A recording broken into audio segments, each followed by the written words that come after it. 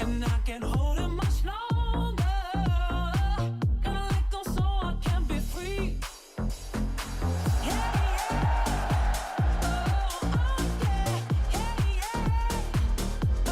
Hey, it's wintertime. It's December 12th. We're doing a show outside. The beauty of Florida being the backyard for foul territory. What's up? It's Pierzynski, Kratz, Braun. We're at the Pro Cup. We're going to talk to some big leaguers and Ex-big leaguers. Do you call yourself an ex-big leaguer? I'm an ex-big leaguer. Kratz okay. is ex-minor leaguer. I'm both. Yeah. So we're going to talk to former big leaguers. John Smoltz will join us soon. Mark Mulder. Who else? Gagné. Éric Gagné. Who else did we get? Ron Harper. Ron Harper, who was awesome, by the way. Yeah. He's got an epic. If you like Michael Jordan, he tells an epic Michael Jordan story. Mm-hmm. So don't tune like in for that. Michael. Even if you don't like Michael, it's still great. Exactly. If you know who Michael Jordan is, maybe you should. He played baseball, right? He did play baseball. That's why Barons? it all fits into the foul territory. And then also Jeremy Roenick, a recent hockey Hall of Famer who is one of the greatest dudes on earth, by the way. If you want to drink with somebody and have a beer, Jeremy Roenick never says no, ever. And if you don't know what Pro Cup is, we'll tell you more about it later on. But we've got the 4 sports squaring off for best golfer bragging rights. But let's charge the damn mound. So let's do a little winter meetings recap. Charging the mound. The big trade was Garrett Crochet. We were on live. Thank you very much to Chris Getz and Craig Breslow for doing that trade at a normal time during foul territory. Most of the signings, especially by our friend Scott Boras, occur at around midnight Eastern time and often on weekends. So it was nice to get news when everyone's paying attention and also paying attention to our sport, because in the wintertime, there's usually this thing called football that dominates the weekends. So this was nice. So anyway, let's show Bob Nightingale's tweet about the 5 finalists in the Crochet trade. Red Sox got him. Atlanta, Yanks, Reds, Phillies. Okay. The team that needed him the most, especially after the Yankees signed Max Fried, was the Red Sox, and they went out and got it done. And they didn't have to give up, the major prospects. Now Teal is a nice prospect for the White Sox to grab, but they didn't have to give up Meyer, Anthony, and some of the other named guys that people always talk about in the Red Sox system. So depending on how, listen, you always look at it and say, it depends on how these guys develop, but this is a win for the Red Sox. They get the ace pitcher they need, a lefty guy that can come in and lead their rotation with some of their younger guys. And the White Sox got prospects, and they needed position player prospects. They needed a catcher. They got him, a left-handed hitting catcher in Teal, and they went out and got some other positions of need, and that's what the White Sox needed. So they had a commodity that other teams wanted. The Red Sox had the players to match up. Boom, a deal is done, and this is a deal that could help both teams for a long time. Completely agree. And we said it yesterday. This is what the Red Sox wanted the whole time. Did they really want the other guys? Sure, if they could have them at their price. I think some teams want players, other teams go get players. And I don't think they were really going to go get Juan Soto or Max Fried. And that's okay because they got Garrett Crochet. And to me, the biggest piece, obviously, is Kyle Teal. And to me, I think this is going to be a stepping stone for the White Sox scouting and development to see, hey, did we pick the right guy? I don't know that the other 3 weren't available, but if you can get a left-handed hitting catcher to anchor your rotation and your team, that is a huge get. Also, for anyone complaining that the Red Sox gave up too much, like we talked about, there were a ton of teams involved. Starting pitching pricing is astronomical if you're hitting the free agent market. And yes, this starter has not been doing this for a while.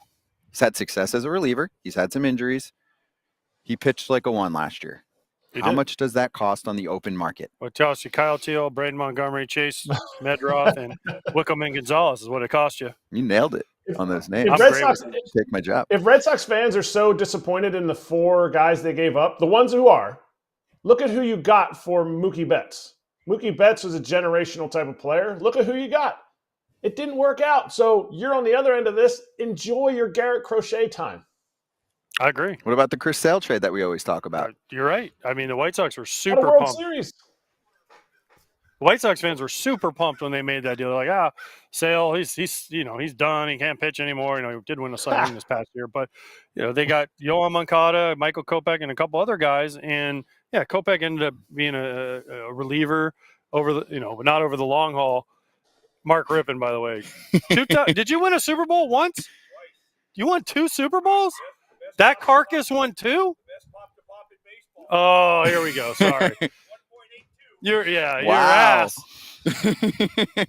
Sorry, interrupted by world NFL, Super Bowl champions while you're trying to have a conversation. Yes, there are a lot of slubs around us. Yohan Moncada has been a disappointment for the White Sox too, so you never know how these trades are going to work out. Now, I will say one trade that worked out for, where the prospects went back and for trade was there was this guy once traded for Joe Nathan, Francisco Liriano, and Boof Bonser to the Twins. Those 3 guys worked out for the guy that was sent to San Francisco.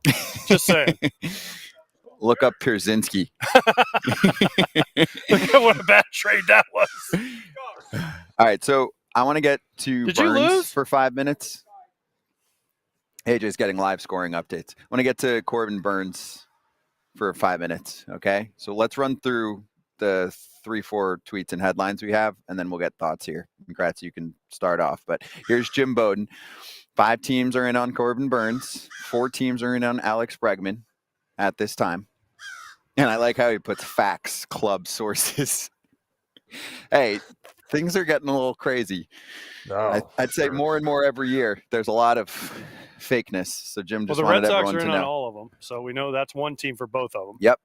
They're in on everyone, even you, whoever's watching or listening right now.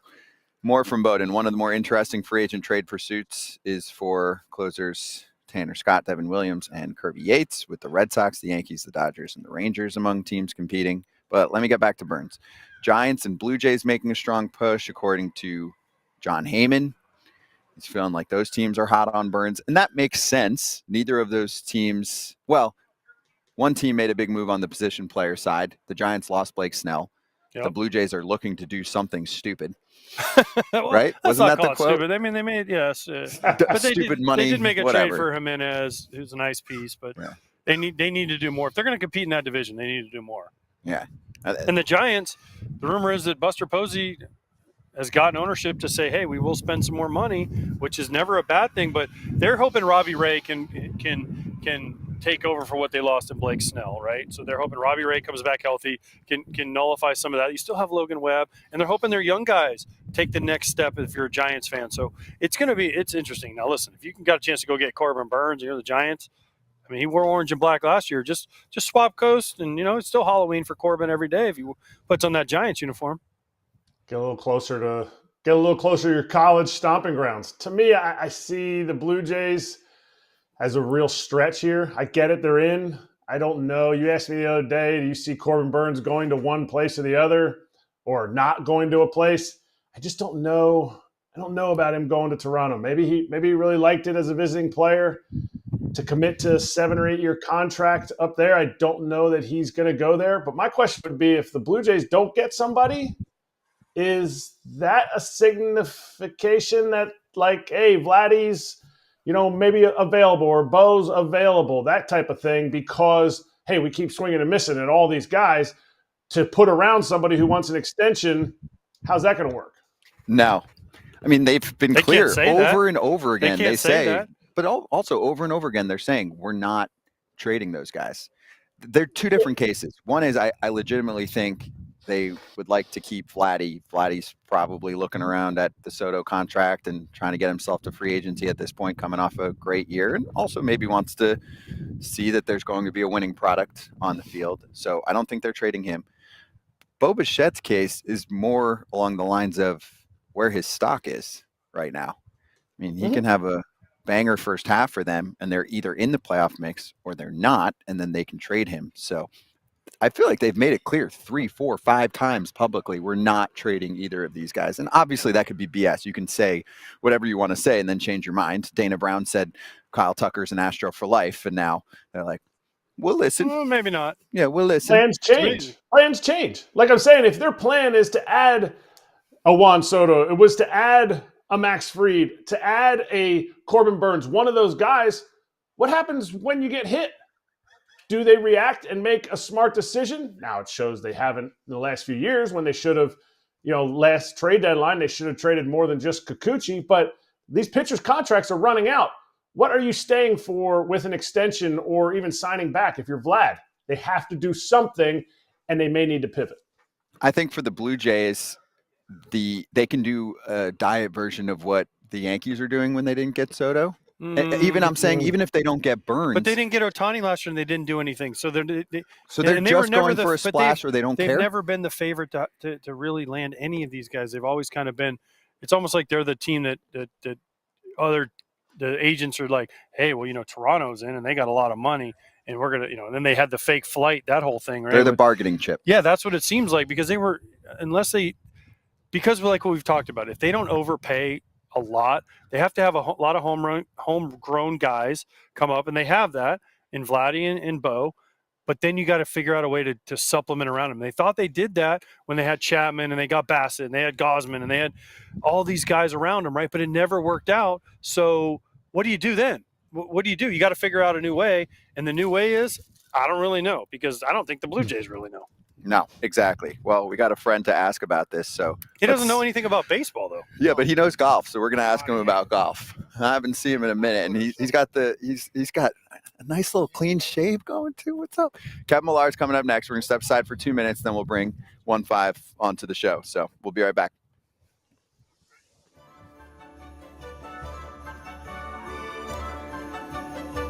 How's your teeth doing?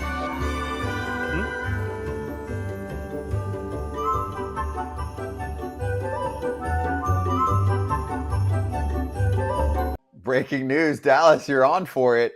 The Boston Red Sox are in the works to acquire Garrett Crochet.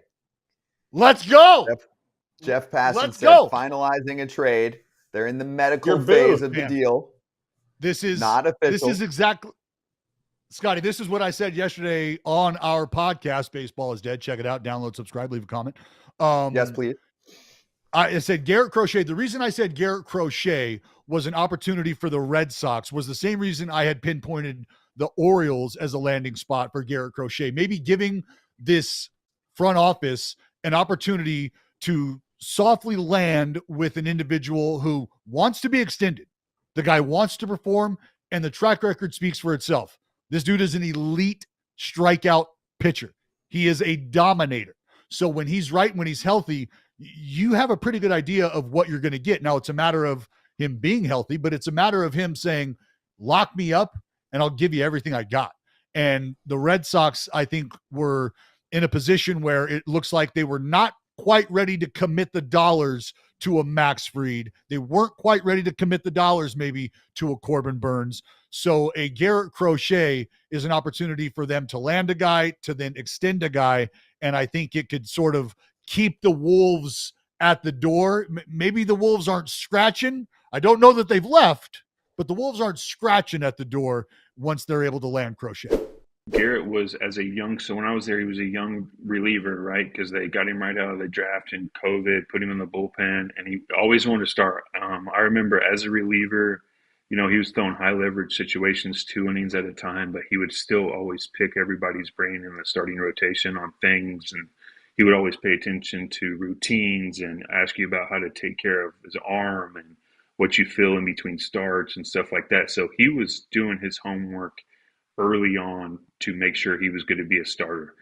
He never let that go. Every year it was like, hey, I want to start. I'm going to do whatever you ask me to do. I want to be a big leaguer, but I'm going to start.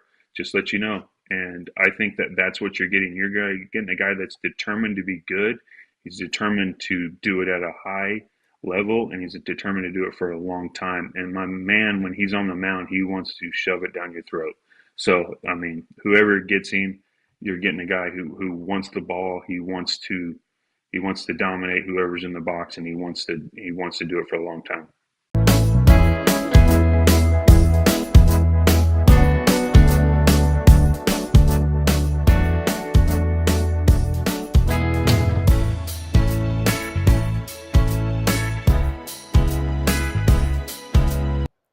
This This is good. We got Kevin Millar right before he's about to tee off. Yeah, again, he's which is nervous. the good He's stuff. full nervous right now too. Most nervous you'll get, this man. 1,000% most nervous. I mean, we got Smoltz rifling range balls right now in between the 9-hole matches. I'm up here with you guys. I'm stressed out. He's probably pissed off that I was his partner. No, I tell you right now, this is golf. It was 48 degrees this morning. We got wind, we got stuff, we got scramble. You think you're going to go 6 under a 9? We were battling for some par putts. How'd you guys do? We ended up pushing. Okay. I tell you what, Danny Ainge could play. Smitty was unbelievable. He putted facing the hole. Like a hockey player. Like, yeah. And I'm like, it's always made sense, but his putter was probably 2 times me because you're tall, but I'm like, I stopped growing in 8th grade. So I was just bad body and the whole thing. We never showered together, but I do have a bad body. And opposite of Scott, let's be honest. He's Kapler, yes. right? And then there was like me. Yeah. But awesome event.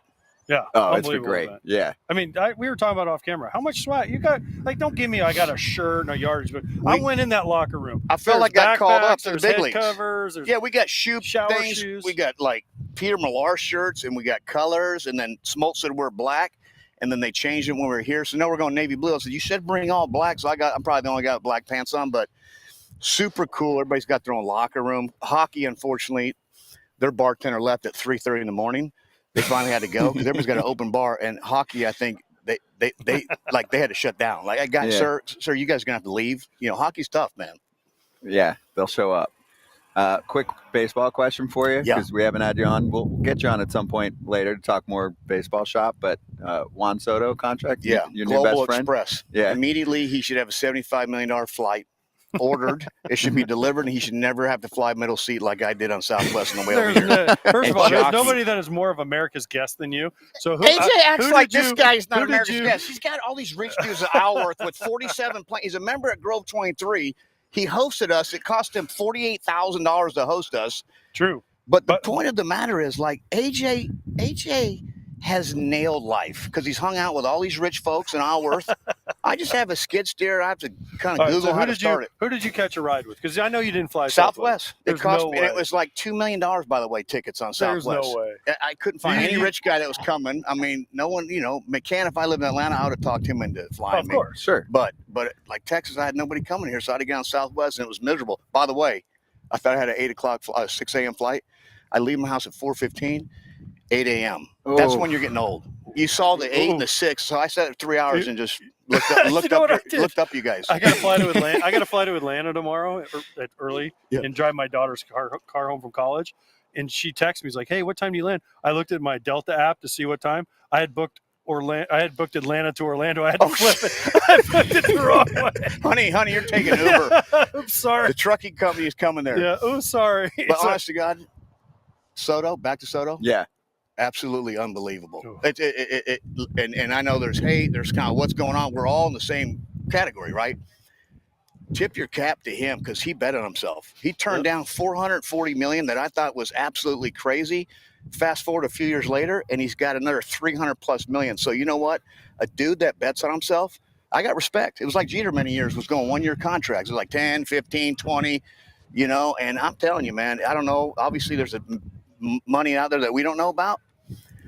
It is flabbergasting how much money I got to that ask is. you one question because I know you got to go tee off. The comeback. Obviously, you're a big star. You're a big TV star in the comeback on Netflix. We had D-Lo on, and D-Lo was talking about it. Okay, but there's one part in that show. There's a couple parts that I was like, wait a minute. I played against these guys. I was there. When they were talking about you, and you were with the Marlins, they show you Scorpion into second base. Yeah. But Pat they Burrell threw me out. go, oh, this Millar guy, he could really hit. He had a lot of power. I was like, that's weird because I don't remember that. If I describe Kevin Because you Millar, were with the I White was like, Sox. you're a good, you you're were good like in the- choking up with the Twins, Yeah, and but you were like yeah. 6'5", and you stayed inside the ball, you and Morneau and Mauer, and I get it. I had to kind of pull homers. And so, I mean, listen, you knew who I was. I know, but I I was was gonna have to just hit a never middle heard you inside described as fastball. that. You're always good in the room, and you could doink a little cue shot over the first baseman. Every once in a while, you get the fake Sheffield. Because I faced you, you called too many breaking balls. Like, AJ, can I get one fastball? Like, his fingers, were like So he's this. like, well, no. I'm trying to pull one ground ball to short, Scotty, and you can't give me one. Not just one? Just sit. Just take first. Yeah, dude. So, Just walk, dude. You're famous for walk. I'm famous for striking out. You're famous for walking. Dude, The fascinating thing about that Netflix thing was listening to Theo's side. Like, it brought back a lot of memories. Obviously, I lived it 20 years ago. Then you kind of like the 03 team. People forget about jogging to the bar. But listening to Theo and my situation was pretty cool. I've never heard him talk about, like, he was 28 and claimed to do it off of waivers, and it was ironically me. Like, it's never happened. So it brought back a lot of memories. The 03 team was special. 04, it happened, but I thought Netflix did a great job. They crushed really it. did. Agreed, it was awesome. It was so good. Brought back a lot of memories for me, and I wasn't even on the team. No, yeah. Like, I love all that stuff. Like, all of the documentaries we watch. It's really cool. But I thought they did a great job because we've seen that story a million times. How are you going to be different? I thought they nailed it. They nailed it. I agree. Dude, so good to see Hey, you. seriously. You got to come You on and better hang win, with us bro. for a few. You better so we can win, talk bro. shop. Can I get birdie hugs, guys? Do you Oh, mind? dude, Yeah, please. yeah. Thank you Come so on, much. come on, go on. Okay. You need a lot. Scotty, can I get just a birdie hug? Thank you very And you much. don't hurt. You're the Don't man. break I'm it. attached, or I'd get over there and sit in your lap. No, but say it. So 'cause Hottest dude on camera right now, Scott Braun. Have him do one with his shirt off, guys. We've tried. We've Just posted. you tried. guys, I'll text you. Text for me the one. 3-year anniversary. But you got to come on for 20 so we can actually talk. Done. All right. Or I'm gonna go. You shank heard one. it here. Go crush it. Have fun. All right, we're stepping aside again. We'll be right back. We got Smoltz next up.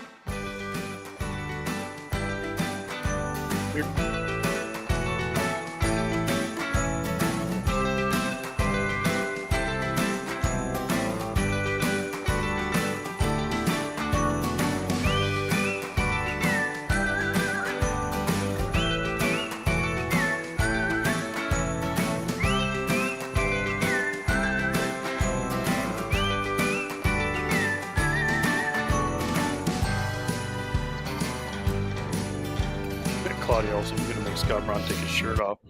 Here we are. All right, that was fun. We'll try and get Millar so we can talk ball a little bit. Some of these guys are literally like in between. No, he literally ran to his. They were calling him to come on to hit his tee shot. Do you know when his tee shot is? It was 120. 1 minute ago. 1 minute ago. So we appreciate it. We've known him for Yeah. a minute, but good call. We haven't covered that aspect for too long. I know we only have 2 minutes here, and then you'll see our Smoltz and Mulder interviews, and we're here. We'll go over some other things. I'm looking at questions. It's a little crazy today, but 440, and he said no.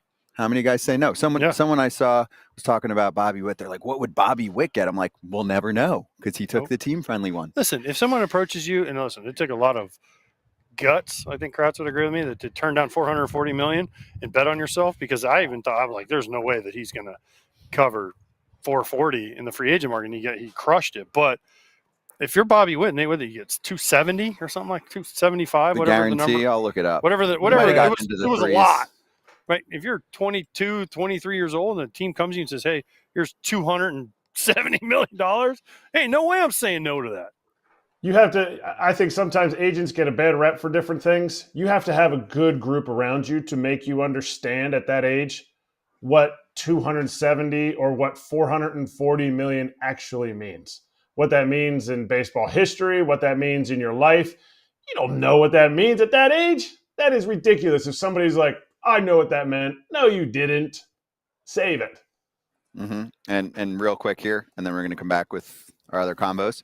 The extension was almost a year ago, 11 years, 288 or 289 for rounding up, and then it could go up to 14,378 through 2037 if KC picks up more years on the back end, all that. So, yeah, there's some good money coming his way, but it's not 768. And if you think he's just as good, if not better, he's not going to see that. And all this is funny money and craziness, but just throwing it out there. All right, Smoltz, Mulder. We'll get back to some trade combos, and we got spreading rumors a little bit later on, but be right back.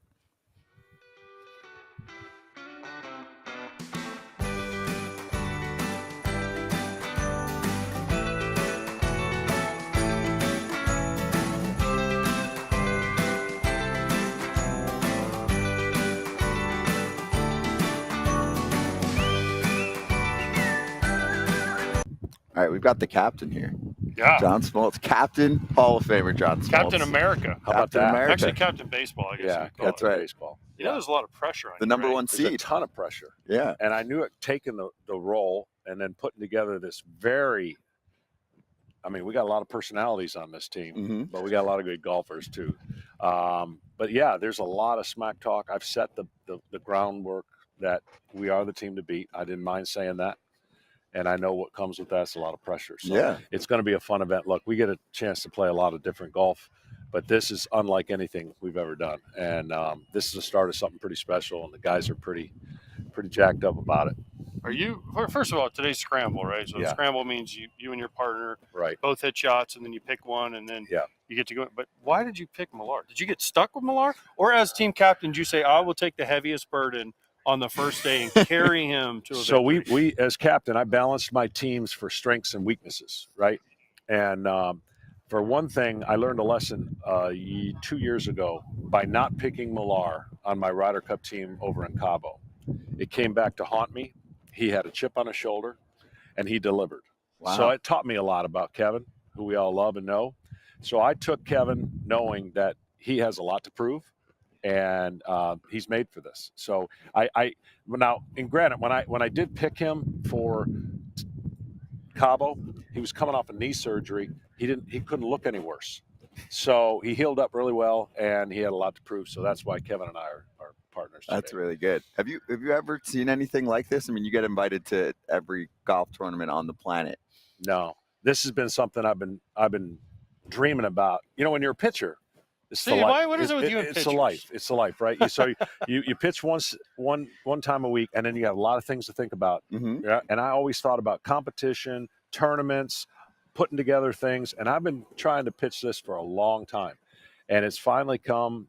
This has been way above anybody's dreams. When I tried to explain it to everybody, and especially my team, it's impossible till you show up. And once they showed up and they saw, they were like, "Wow, thanks, Smoltz. This really is going to be the start of something that's going to last a long time." Mm-hmm. Yeah, this is first class. My invitation for team must have got lost in the email. Well, it's coming. I don't know if it was in my Yeah. spam No, folder. it's coming. I don't There's know a what process to He's this. trying As to you build create it a out, chip on your shoulder, too. Okay. as you build it out, there's a process to all of this, and I may have to change my number after this tournament because I've been getting a ton of calls, on how do I get on the team next year. But we're going to have all this laid out after this tournament of what's the future looks like and how to quantify, people being able to play. I mean, my thing is you have Clifford, I'm looking at the team baseball right now. It's on football, but I'm looking at team baseball, right? Yeah. I We mean, got some bombers. you, Clifford, Donaldson apparently is playing unbelievable. Yes. Mulder's really good. Loesch is really good. Yes. D'Lo, Yeah. is one. I'm like, I could maybe slide in as the 10th best player on this team. Well, there's a lot of things that go into, again, how this thing gets laid out, and it's just one of many. Just put it that way. Yes, Yes. there will be many more. Yes. I got to get a couple quick baseball questions in. So, Juan Soto contract reaction? You know how the bobbleheads go like this. I'm still going like this. I am. I'll be honest. I kind of knew he would go to New York. I felt like he was going to go to the Mets the whole time. Mm-hmm. I just felt like that owner and his pocketbooks. Wow. 15 years. That is something I never thought we'd ever see or I'd ever see. But it's kind of the new flavor for the 1%ers. It's a 1% obviously contract or Sure. less. And I think when you think about a player like that, and this is not a slight at all he's one of the greatest offensive players I think generationally could play in any generation of baseball. But when you think about Ohtani and what he can do and the justification of that contract, you kind of understand. You're like, that dude is going to impact the club in like a lot of ways. Different age, though. Much different age. But for that contract and for the Mets, I start thinking, I don't know where everywhere else goes, I start thinking about the last 5 years, and maybe they don't care about the last 5 years. Because if he can maintain the offensive greatness that changes the lineup for the next 7 years, then maybe they think that contract's going to be a grand slam. Mm-hmm. And, I think wherever you put Soto, single-handedly makes the lineup better. But is he going to base run? Is he going to defend? All these things that, come along, that's going to be the interesting thing for the Mets. And let's not forget, he definitely was in a prime stadium to enhance the greatness of Soto. It's now a different stadium, and the power numbers probably go down. So, I still shake my head. It's an amazing contract. Good for him, though. Absolutely good for him. He has worked hard, and he has gotten to this point. And now the Mets they were relevant last year. They become even more of a relevancy to, I don't know what else they can do based on that contract, but they may have done enough. Mm-hmm. Let's say it was reversed. Let's say Juan signed last year. What do you think Ohtani would have gotten this year? Like, you talk about dreaming of a golf tournament and competition. If the roles are reversed and now we see what Juan could get, I mean, are we talking 850 for Shohei? Because his value is so high.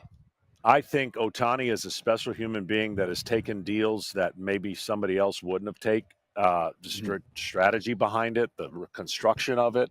I think Ohtani is a special player that wanted to be in the place that he's in to win a championship and to get not the attention, but when you're kind of in the Angels and nobody really kind of knows that, be honest, they weren't having really good years. I think he saw something not only on the field but off the field. He's probably going to make as much, if not more. The Dodgers got very creative. I was blown away by that contract. But I think we're always sitting here going, okay, that's the ceiling. And it just hasn't been true. The ceiling keeps getting broken. I was actually more surprised by how many teams were in play for Soto than, I guess, maybe the contract. But, what the Dodgers have done and what the Mets are hoping to do, they're not hoping to win one championship with a Soto. They want to win multiple championships. And this owner is showing he's willing to do whatever it takes. Mm-hmm. And if they do, it's a win. If they do, it's a win. All right, I got one more. So the Braves lose Max Fried. Your thoughts on the Yankees picking him up? I mean, you've seen him plenty. I thought that's the best thing the Yankees could have done. I think when you lose and you've got that, oh my gosh feeling, the Yankee fans are like, we didn't sign Soto. Now what? Well, now I think they're going to be able to do multiple things. And Max Fried, now their rotation. You're starting to see these teams put together now. Can they be healthy? Yes. Is the other question. But Max Fried now he's an elite pitcher. And to pitch in Yankee Stadium with that staff now, it's kind of in a different way. Instead of the Yankees always trying to outscore everybody, I think they're going to run prevent people. And they're going to have to clean up defensively, no doubt. They got to get fundamentally better. And I think that's going to be, I would believe that's the number one thing in spring training.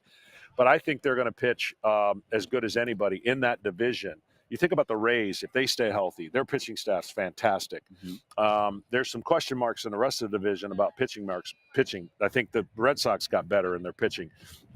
I think now they're shifting into, we'll run prevent in an offensive stadium that really we've just always felt like we could outscore everybody because of thunder and the at-bat. So I think it's brilliant. I think he will stay healthy. That's been the question mark for him over with Atlanta. I'm a believer sometimes when you get that contract as a pitcher, you're free to pitch a little bit discomfort, to do things, whereas before you're more, I know the word is like stay healthy so you can get paid, and maybe that frees it up for a lot of pitchers if they get their contract. Right, take that extra inning that you wouldn't usually do, all that. Okay, that's cool. Well, all right, good luck. Thank you. Yeah, Represent. dude, you better win. I know. That's almost, I know. We got Roenick sitting over here. He's team Canada captain over here, okay? So now, I here's the thing before I go, and JR and I have competed a ton, and I have the utmost respect for him. I don't know if his hockey team knows what day it is. it's a good point. And that could be a good thing. That's a good point. But I don't know. I don't know if they know what day it is. So Depends on why. He said they play golf well every day. Appreciate it. Yeah, Appreciate absolutely. it. Hey, we've got Mark Mulder here, and have you told him that we've mentioned his name pretty frequently on Foul Territory? You know what I'm talking Once about? or a million times. Yeah. Because he was on a team that they made a movie about, but for some reason, you and Hudson, Zito, Chavi, Tejada, you guys aren't mentioned in that movie. Yeah, I know, but it's all right. That's not what the movie was about, it wasn't. Last I checked, it wasn't about the pitchers. It was about some other stuff. But you're right. More than anything, the talent that we had on that team wasn't exactly the main point of that movie, and I think that's kind of lost on it. We had a incredible infield and outfield. Ramon Hernandez is our catcher. I mean, we had 1 through 9, man. We had a squad, so it was. That's the way the movie. I still thought the movie was good. Sure, for what it was. Most of it was made up. I thought it was awful. See, I didn't mind it. Yeah, but see, I also thought the Twins should have got a movie. Well, you guys did all right for yourselves. So, Were you pissed when you saw it, or heard about how they just forgot that pitching is a big part of baseball? no, I really wasn't at all, to be honest. And a little backstory, we were supposed to, when Steven Soderbergh was supposed to be the producer of the movie, he called a bunch of us, wanted to verify information, verify stories, things like that. And then all of a sudden, the date we were supposed to go do something at the clubhouse in Arizona at spring training, film a scene. 9 p.m. the night before, we're supposed to be there at 8 o'clock the next morning. 9 p.m. we get a call, movie's off. We're like, huh? Whole movie's off. Like, Whoa. done. They just shut it down because Soderbergh was supposed to be the original director. Then, I don't know, years later, whatever it was, they made the movie with a different producer, the whole deal, because we were supposed to play a little part as ourselves. And they're asking us, do you have any clothes that you wore back then? Do you still have it? Things like that. And all of a sudden, they just banged it. It was done with, and that was it. Wow. Wow, the old Didn't know movie that. would have had pitching included. But a didn't few know years that. later, it doesn't exist. What do you think, Kratz? I think that's great. I think this is also Mark needs to be reminded that the logo, now I got a minor league logo. Blake Trinan told us the other day, the logo on the back of the hats is a hitter, not a pitcher. So that's why the pitchers weren't invited to the movie. He said the reason that pitchers weren't invited was because the logo on the back of MLB had is a hitter, not a pitcher, right? Yeah, So he said I that's get why it. The pitchers weren't invited to that movie. Yep, I get it. My issue with the whole thing was, again, you guys are unbelievable. And people ask, who's the one guy you hated facing? And for me, it was you. Because you threw sinkers in. And you were the only lefty back then. Like there wasn't many. Zito, fine. He threw the heater away and he threw the curveball. As long as you didn't buck on the curveball. But you were the only lefty that early in my career that I faced. It was like sinker in at 96, sinker in at 96, sinker in at 96. And I'm fouling him off my shin. Yeah. And then I was like one for like 25 off you. And then you went to St. Louis and I hit a home run off you. And to this day, I'm like, that is one of my favorite home runs I ever hit. Because it like went over the fence like this too. It was like, it like landed like this far over the wall. And I was like, gosh, I hit a home run off the toughest lefty. Well, I don't know if it's good or bad, but I think I was a shell of my former That's okay. self It doesn't in matter. St. Louis. No, we're not going to talk about that. We don't talk about that. Doesn't matter much. what stage of career. Right. Doesn't matter if you were throwing knuckleballs right-handed. Yeah, I don't care. I had about 80 poo at that time, so But that was the year you won the World Series. it was. 2006, That was also the year I went on the DL and had surgery, and But you that won, was but the you end of got your that. ring. I did. You got I your ring. did. That was fun. That's right. All right. You want to talk about the cup? I do. Tell me about how you found out about Pro Cup and how much the baseball players are going to dominate. Well, yeah. I've known Tom Etzel for a long time, and this has been something he's been texting and calling me about for kind of a few years. This is what I want to do. This is how we want to, or how do you think we could do this? How could we, just all of it. And I remember one of the comments I made to him, his first thought was, we want to do a few of these things. And I go, let's do one. And let's make it amazing, because I've heard from a lot of other people, hey, we want to do a golf tournament. We want to make a little tour. And my response was always the same. Let's not try and do 5, 6, 7. Just do one and do it really good. And Tom has absolutely killed this. And the other 36 athletes from the other sports that are here for the 3 other teams are incredible. Our baseball team that Smoltz put together is incredible. And the vibe of this whole thing is awesome. It's scramble today, shamble tomorrow, and then match play, individual matches the last day. And there's all points being earned, 9-hole matches, the whole deal. So all of this thing, there's not too much pressure on one guy to go out and perform. It's a team thing. And I think that's what makes it so much fun. I love that. All right. So, well, who's going to win? Well, baseball will. Yeah, right? Clearly. We're the best athletes. Okay. Well, pitchers, maybe. John Barry had a good joke at dinner. We did a full team dinner last night, and he goes, I'm so proud to be here with all of these athletes and the pitchers. Yeah. So good. But guess what? The pitchers were all the quarterbacks, the point guards, the thing. I mean, I'm just saying. Okay. Maybe not all, but a lot. So who's the ringer? Clifford for the baseball? You, because you're good.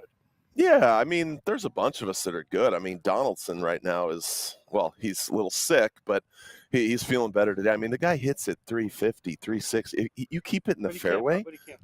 He putted pretty well 2 days ago. Okay. All right. There was a little 6 or 7 under that happened a couple days ago. So on his own ball? Yeah. Wow, he's been playing too much golf. Yes. All right, yes, we're gonna he have has. to grab him. All right, last one for you.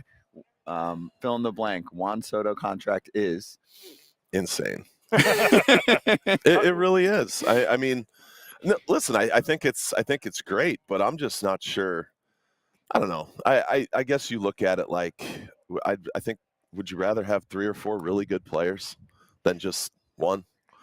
I don't know. I think it's awesome, but I'm not sure that really cures things for the Mets. Sure. Not that I follow it enough to know, but I'm not sure this is a World Series winner. I know what the owner would say. He'd say both.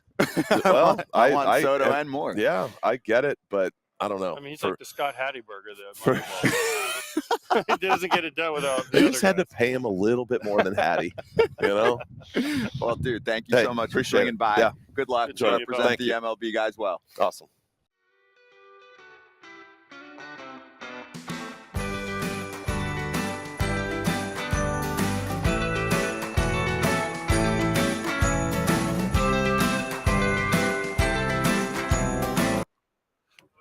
All right, let's take questions. A couple questions. Sicilian in the YouTube chat. When do you anticipate a decision for Corbin Burns? Whenever he's ready and gets a good offer. I don't know. Yeah, You can't rush these things. I would don't know, say you can't rush, right, within Kratz? the You can't week. rush it. How do you know? What if it takes him 2 months? Nah, you don't want that. And guess what? He doesn't want that. Nobody wants, especially on the pitching side, to start feeling the heat of spring training and missing stuff, you know? No, I know. I'm not saying that, So, but I'm saying I would say what if within it takes, what if 3 it takes days. off to the new year? Within 3 days, Kratz? 3 days feels quick, but I mean, I was going to say definitely by next Tuesday. I just feel like the market's there. It's not really negotiating. It's in his corner now because teams need him. Before they wanted him, now they need him because the other ones What's next missed out. Tuesday? What's next Tuesday? Well, it's just not Monday.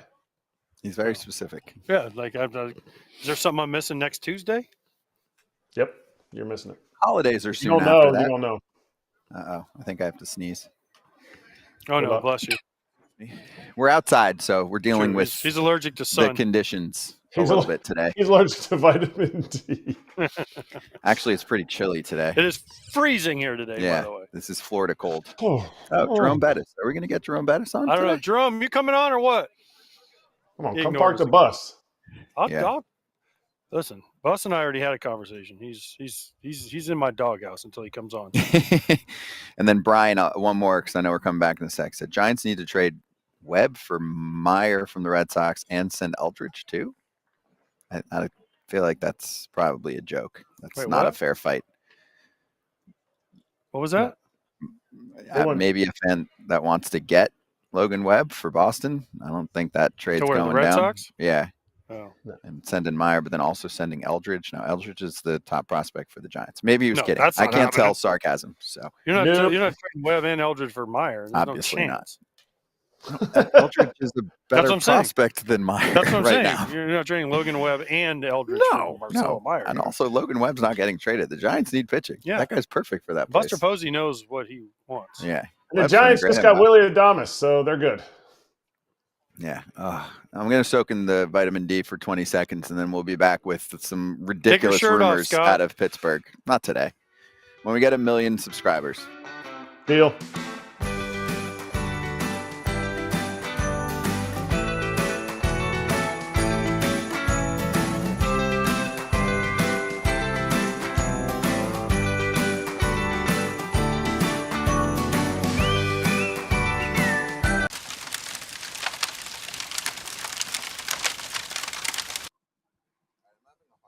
This one, we've been busy today with interviews, but I'm going to jump to the Pirates story that's emerged. Some reporters, Noah Hiles, Andrew Destin, Pittsburgh Post-Gazette, throwing out the idea that the Pirates might be open to trading Mitch Keller and Jared Jones. I'm going to throw this disclaimer out. I'm still having a hard time even buying what's going on here, and I haven't done my full-fledged digging into what the stories look like. But what? I'm sorry, what? We're going to trade Jones and Keller? Even one of them. Why? They just said they're very available. They said they're very available. It said that. Did you do some homework on this? Like, there's Kratz? no way. I did, and the Tell me people what you that saw. what I saw was they passed the stage of willing to listen to anybody, and they are very available for the right package. And the people that wrote about it or were commenting about it, the actual people, not like people with blue checks and stuff, they were saying it all really started ratcheting up because of the Garrett Crochet. What is going to give this team the best chance for the next, whatever, 8 years? Spending money. And I'm like, spending 8 money. years? What? The only one that makes sense to me is maybe Mitch Keller, because maybe they don't think they have the team to build around for this season, and Mitch Keller will be a free agent after this year. So No, he won't. No, he just signed a He deal. just signed a big extension. What are you talking about? But I'm saying, okay, I'm sorry. He will not be a free agent, but he is very, These guys are locked very. up for years. Those guys are locked up forever. So, to me, 5 it's a years. Wait, deep- hold on. I'm just going to give you the numbers real quick. He would have been a free agent after 2025. The That's right, extension that's he right. signed was 5 years, $77 million. I don't know if there's options in there, but 5 years, 77 for Keller. And Jared Jones just spent his first season in the bigs, so he's under team control forever. What? So why? Maybe they So will. why wouldn't you think about doing it? Maybe there's an opportunity to fill the holes that you need. I don't know. Listen, I think it's a stupid idea if they're actually thinking about it, but nobody's ever touched this. Nobody ever trades a uber prospect, somebody with, like, Jared Jones has the third highest fastball vert, whatever it is, from his low say he's a angle of stud. anybody. Just say he's a good. We stud. don't need all that crap. No one cares. So I why mean, do you not? let's be serious. Nobody cares about. why do you highest not look vert, into it? Blah blah blah. He's good. Why do you not look I just into it? improved my vert. Ready? Ooh, me too. No, I know. Listen, we're giving you a hard time, Kratz. But here's the problem. You've got a good staff. You've worked hard to put that together. Ben Cherington was hired, 6+ years It's been a ago long at this time pin? ago. At this point? They've been on the tank and rebuild for a while now. And now young, controllable starting pitching, which I get it is a strength, but it's not like they're loaded with young, controllable starting pitching. There's 3 or 4 nice names. That is the best part of your team. It's a little more of a pitcher's park. They've had trouble with homegrown bats, right? Mhm. Why isn't You're Skeens going to available trade then? for prospect bats and then not develop them? Why is Are we rebuilding again before we even Yes, started trying? Yes, that way Ben Cherington gets 5 more years. Wait, but you rebuild. What's the second part after re? You got to get something. You also have to spend some money, and you have to bring in pieces that are going to supplement. Not only, you can't just have homegrown. You got to supplement it with some pieces from the outside, and that's where Pittsburgh has whiffed on. They haven't, and when they have running guys, they either trade them or they release them right before they're about to get big bonuses in their contract. So I think the Pittsburgh, it's time for Pittsburgh to put up or shut up. We keep saying it, and whether it's Bob Nutting or whoever, Ben Cherington. It's time. Like you got Keller, Skeens, and Jones. That's a great rotation start. Now you need to fill in the blanks, and you need Hayes to do more. You need Reynolds has been a nice player. You need O'Neal Cruz to kind of figure it out if he plays center field or not. But you need other pieces to start, and now is the time to start taking the next step. We thought it would be last year. It didn't happen. They need to take the next step and start competing, not only for 500, but for a playoff spot. Is this what they should be doing, though, Kratz? Yeah, Okay, right. let's take the money part away, okay? Because we play that game a lot. In their current state, they have an owner who's not going to sell the team. He's pocketing a ton of money. He says to his front office, "Here's what you're working with on budget. Go create a winner. I don't care about anything else. Go do your best to create a winner. If not, that's okay too, because I'm still going to get the paychecks." But for the front office, they're like, if I'm going to keep my job, I mean, I can't be a 4th place team forever. So do I need to reshuffle some of my assets and pick up bats? Okay, I get what you're saying. Still, though, man, is that what the problem is? Or are you having a problem developing your own prospect hitting talent? Like, Tamar Johnson is pretty good and was a high pick for them. What if the team has said, hey, this is where we can 100% upgrade, and with Skeens and Keller or Skeens and Jones, whoever they would end up keeping of that crew, they're like, we can win with that, but there's no money in the future. for Pirates fans, they've lived this forever. And now, as Ben Cherington's been there for a while, he's lived it, and he knows the future is bleak. If he's like, we could just get a free agent to fill this, we would be so good. Maybe that comes from dealing from their one strength of pitching, and now it makes Reynolds better. Now it takes Ke'Bryan Hayes to the next level, who's still a great defender. You know, they have to maybe think of something outside of the box, and they're like, hey, you know what? I'm getting fired anyway. I might as well go out guns blazing and try something new. Are these prospects or big leaguers that would be involved? Because otherwise, Joel in the chat, has to be big leaguers. Joel in the chat said Pirates are in a constant rebuilding loop right now. Yeah, You can't get prospects for those guys. Yes, it has to be guys that have already You been in can't the get bigs. prospect, or you get guys that are their next step is the big leagues. It can't be A-ball kids. It's got to be guys that are ready to take that step to the big league level. It can't be a kid in low A that had a nice 800 OPS at 19 years old in A-ball. It's got to be guys that are AAA ready to go to the big leagues. If you get Jason Dominguez for Jared Jones, do you take it? But do you weaken one part of your team to make maybe the other part better? I'm telling you the way they're going about, maybe they're going about this if they're truly looking at this trade. Do you take that? Me, no. No. Do you take Jared Jones and Spencer Jones for Jared Jones and Jason Dominguez? Yeah, you get both of them, yeah. Yeah. That's something I definitely do. So now they're not so going now to do that. Team like The that. Yankees I aren't doing that. Maybe they are. Maybe the Yankees are. I mean, Jared Jones. The Yankees aren't going to trade Jared Jason Jared Jones Dominguez and looks like a Spencer. Spencer Strider. No He's chance. like a Spencer Strider type of look. Not the numbers yet, but punch outs. Man, it's hard for me to look at a team that's got Skeens and Jones costing $700,000 on your payroll, and then saying, why not "No, put we should Skeens on the deal him." market and see? Why don't they put Skeens on the market? They get a ton for him. Yeah, he's going to be Why expensive. not put him on the market? Because he makes them money, though. That's He right. draws humans. That's the difference. And Because then they would take a lot of heat. the So Pirates outrated the Red Sox this year, I think, in general, and they definitely beat them up thanks to Skeens on Skeens days. I'm pretty sure, don't quote me on that, but I'm like 85% sure that's what I saw when I was looking at ratings, that the Pirates did better than the Red Sox, and it was the Skeens show. So, and actually, it's funny that the Red Sox, whatever group, they've got both of those channels.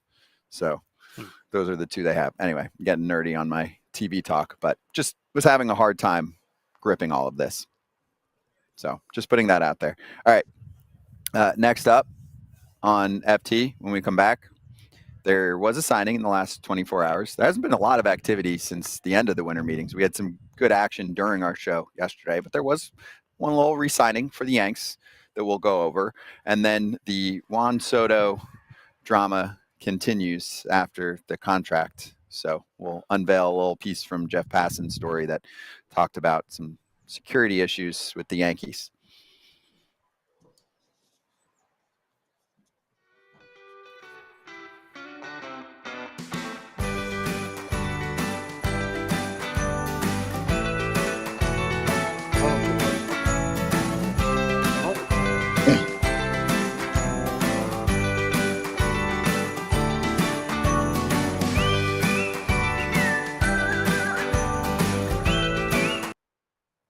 Craig said, any chance you think the Jays sign Burns? They have money to spend. they do. There's a chance. There's a chance. Yeah. Army said, who would get more in return, George Kirby or Jared Jones? Good question, because Jared Jones has more years of control than Kirby. So it's probably pretty close. I mean, both of those guys are massive assets that you don't trade those guys. And I love both of those pitchers a lot. That's a tough sell for me. You know, I know we might have time for the Mariners later. Otherwise, we'll spend time on them tomorrow. Andrew said, how long do you think it'll take Kyle Tucker to decide how much do you think that decision has on the rest? Well, you mean the Astros, because Kyle Tucker has zero say. Yeah, no say. Yeah, he has zero say. Unless there's a sign and trade situation where a team wants to have a window to talk extension. Unless they do what Arenado's, which I've never heard of in baseball. I've heard of it in other sports, but where they give the agent open ability to talk to other teams. I mean, if you call, let's say Kyle Tucker, we'll let you talk to other teams before. As Kyle Loesch, my ex battery mate, walks by, he sucked when I had him. God, did he suck? Oh, hey, Kyle. If you put the right fingers down, I could have been so much better. You're right. You're right. But you know what? You went away. I got traded and you stayed. Look how much worse it worked out for you. Yeah, I got out too. Right time for my career. All right, so Did you win? We pushed. Dude, Push. you suck too. Who'd It's you tough. play? Ron, did you win? Oh, well, Ron lost. At least you didn't lose. Pro Buckley and Brian Walters. Nobody did anything cool. It was just a lot of D-Lo balls. didn't do anything? No, we just 40 footers for birdie the whole day. In a So, scramble? it wasn't- second half. You gotta get that. Second you half. gotta get that mixer. He's a right. second half half guy. guy. He's You a should have second told half guy. T-Bug, asked him about the time he tried to play baseball. That's what you would have got him. He tried to play baseball I once. should have brought that up. Yes. Thanks for the info. Yeah. Well, I didn't Yeah, know who exactly. you were playing. Exactly. At one point, you told me you guys were playing Scooby-Doo No, at you're one good. point. That's what D-Lo All right, we're told me. coming Yeah, we're back. playing Scooby-Doo. We got It was not good. All right. Éric Gagné You too. and Ron Harper conversations, and then we'll get back to ball.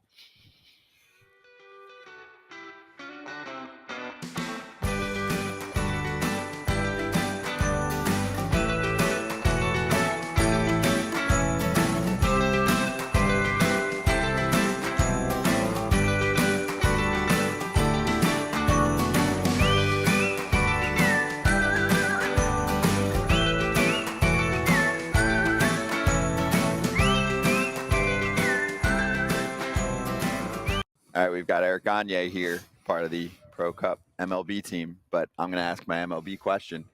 Did you see the Juan Soto contract? Not bad, huh? Not bad. Not bad. Hey, you guys helped to pay it forward. Hey, he deserves every dime, so I'm happy for him. That's good. It's good to see that, that talent like this gets rewarded. And it's a lot of money, but you know what? They pay for it, so might as well take it. Yep. All the stuff you did in your career. At one point, if somebody came to you, you went to free agency, and they came to you and they're like, "Hey, we'll give you more to be a starter." Would you have done it after you had success as a closer? Because we're seeing it now. Teams are saying, "Oh, we got so much value." I see value in closing a game, but you were in it. It depends on how much we're talking, of course. It's always about how much we're talking about. To me, personally, my personality is just I'm a closer. I mean, the way I approach the game, I was a closer. So for me, if you talk about a little bit of money, probably not. But depends. If it's life changing, then we can talk about it, of course. You tried starting. It didn't go well. I know. That's why you 3 became years. a closer. Exactly. Failed starters, right? Yeah, failed starters become really great closers that go like 7 million games without blowing a save, by the way. All right, so one thing, I got one question, so I'm going to ask you about this. I don't think we've ever talked about it. And everyone asks me, they bat. You know what a bat I'm going to talk about. Mm-hmm. And I say, listen, I was there when we went to Japan together, and you guys had a conversation. No one believes this story, that you guys had a conversation. If it comes up, you versus Barry Bonds, it was 2004, I was in the dugout, but you guys had a conversation where you said, if I get an at bat, I get one off speed, and the rest are going to be fastballs. Let's see what happens. As long as it's not a situation where Barry could tie the game with a home run. That's right. And if you haven't seen this at bat, it's one of the greatest at bats I've ever seen in my life. It is heater, 97, 98, 99. And then he threw the freaking curveball. Mm-hmm. And I know you were like, "Oh, it's a strike." It was close. It was close. close, It was a right? ball. I mean, Barry doesn't miss that Yes. much. So And then he threw him 17 more heaters in a row. Yeah. He hit like 3 into the water, and then he finally hit the one. I mean, is that the most fun at bat? Maybe not because it ended up in a home run, but for me as watching, it was It really unbelievable. was. I mean, for me, just as a kid, you want to compare yourself as a baseball. You want to compare yourself to the best of the best, and Barry was the best. And for me to be on the mound facing him, mano a mano, kind of like I don't want to say we had a bet, but we had an agreement that I was going to face him non-safe situation or 3 runs or less, and I did it. So I was proud of that. And then he looked at me and he tipped his hat and he ran the bases quickly, which is very rare for Barry. So that was amazing. That was probably the best time of my life on the pitching mound. The next day I was very sore, but Paul LaDuca thought I was a little crazy not to throw changeup, but we had an agreement. That's awesome. That's a really good story. Well, hey, good luck. Thank you. Thank you for Dude, swinging you by. better Great to represent. see I'm you. trying. Yes. I'm trying hard. I mean, I know Represent the you're boys. kind of a hockey guy down below. Yeah. Don't forget. That's who paid the afternoon. That's bills. afternoon match. Don't forget who paid the bills. Okay. I'll be nice. I promise. I you. appreciate you. Thanks, guys. Thanks, Eric. 5-time NBA Damn. champion. Five times. 5-time Yeah, somehow I ended NBA up with champion. 5. Ron Harper. So actually, after we got our 5th championship, Phil said, "You want to come back for the 6th season and get your 6th ring?" I'm like, I don't want to be nothing like MJ, so no, I Nothing. quit. You don't want to be nothing like MJ. No, No, you don't want to be rich as hell. I want a paycheck though, but I don't want nothing else. I don't need the rings. They could have done the last dance on you. Yeah, shit, it would have been a bad dance.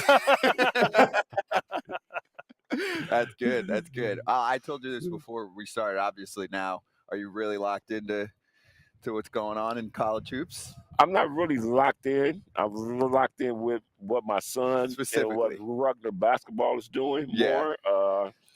It's kind of hard to see all the players these days, and so I'm trying to just tell my son to concentrate on what you can control, and you have a great opportunity here. Mm-hmm. How many points a game is he averaging? He's averaging 23, I So you're think. pretty locked in. Heels. Yeah. Are they good? Because listen, we got Top Frazier on our show. Rutgers Oh, yeah. will make the NCAA this year. Okay, that's a big deal for them. It's Right? a And they will huge make deal. some noise. Really? Okay. Yeah. They gonna be, you gotta understand, they in a great conference in a Big Ten. You gotta be 500 They'll at do least to that get though, in. right? Because they have your son and another great pick, right? Ace Bailey. Ailey, and they are really 2 great players. They love to play basketball. They great teammates, and they work tremendously hard. And they got a good head coach there. And Rugner basketball is up on the move. They are. I mean, they're taking it to the next level. I'm telling you, it's taking over New Jersey. Yeah. It's fun. It's really fun. I don't go to all the games. Yeah. So I've been Yeah, you play golf. 4 games this year. You know, you gotta get it in. You can't. Yeah, of get course. it in. And so I go to about 4 games this year, and it's fun to see where he's started at, where he's ending up at. Like, it's kind of fun to see him and see the maturity that he has, and the love for the teammates. And he's a great egg. You know, you gotta have great eggs. I don't care about the basketball aspect. Yeah. Off the court, he's a great. You know, when anybody tell you your kid's a great kid, he has a lot of respect. I was at a basketball game, and the official came up to me. He said, "Your son, yes sir, me the whole game, and most kids don't." Mm-hmm.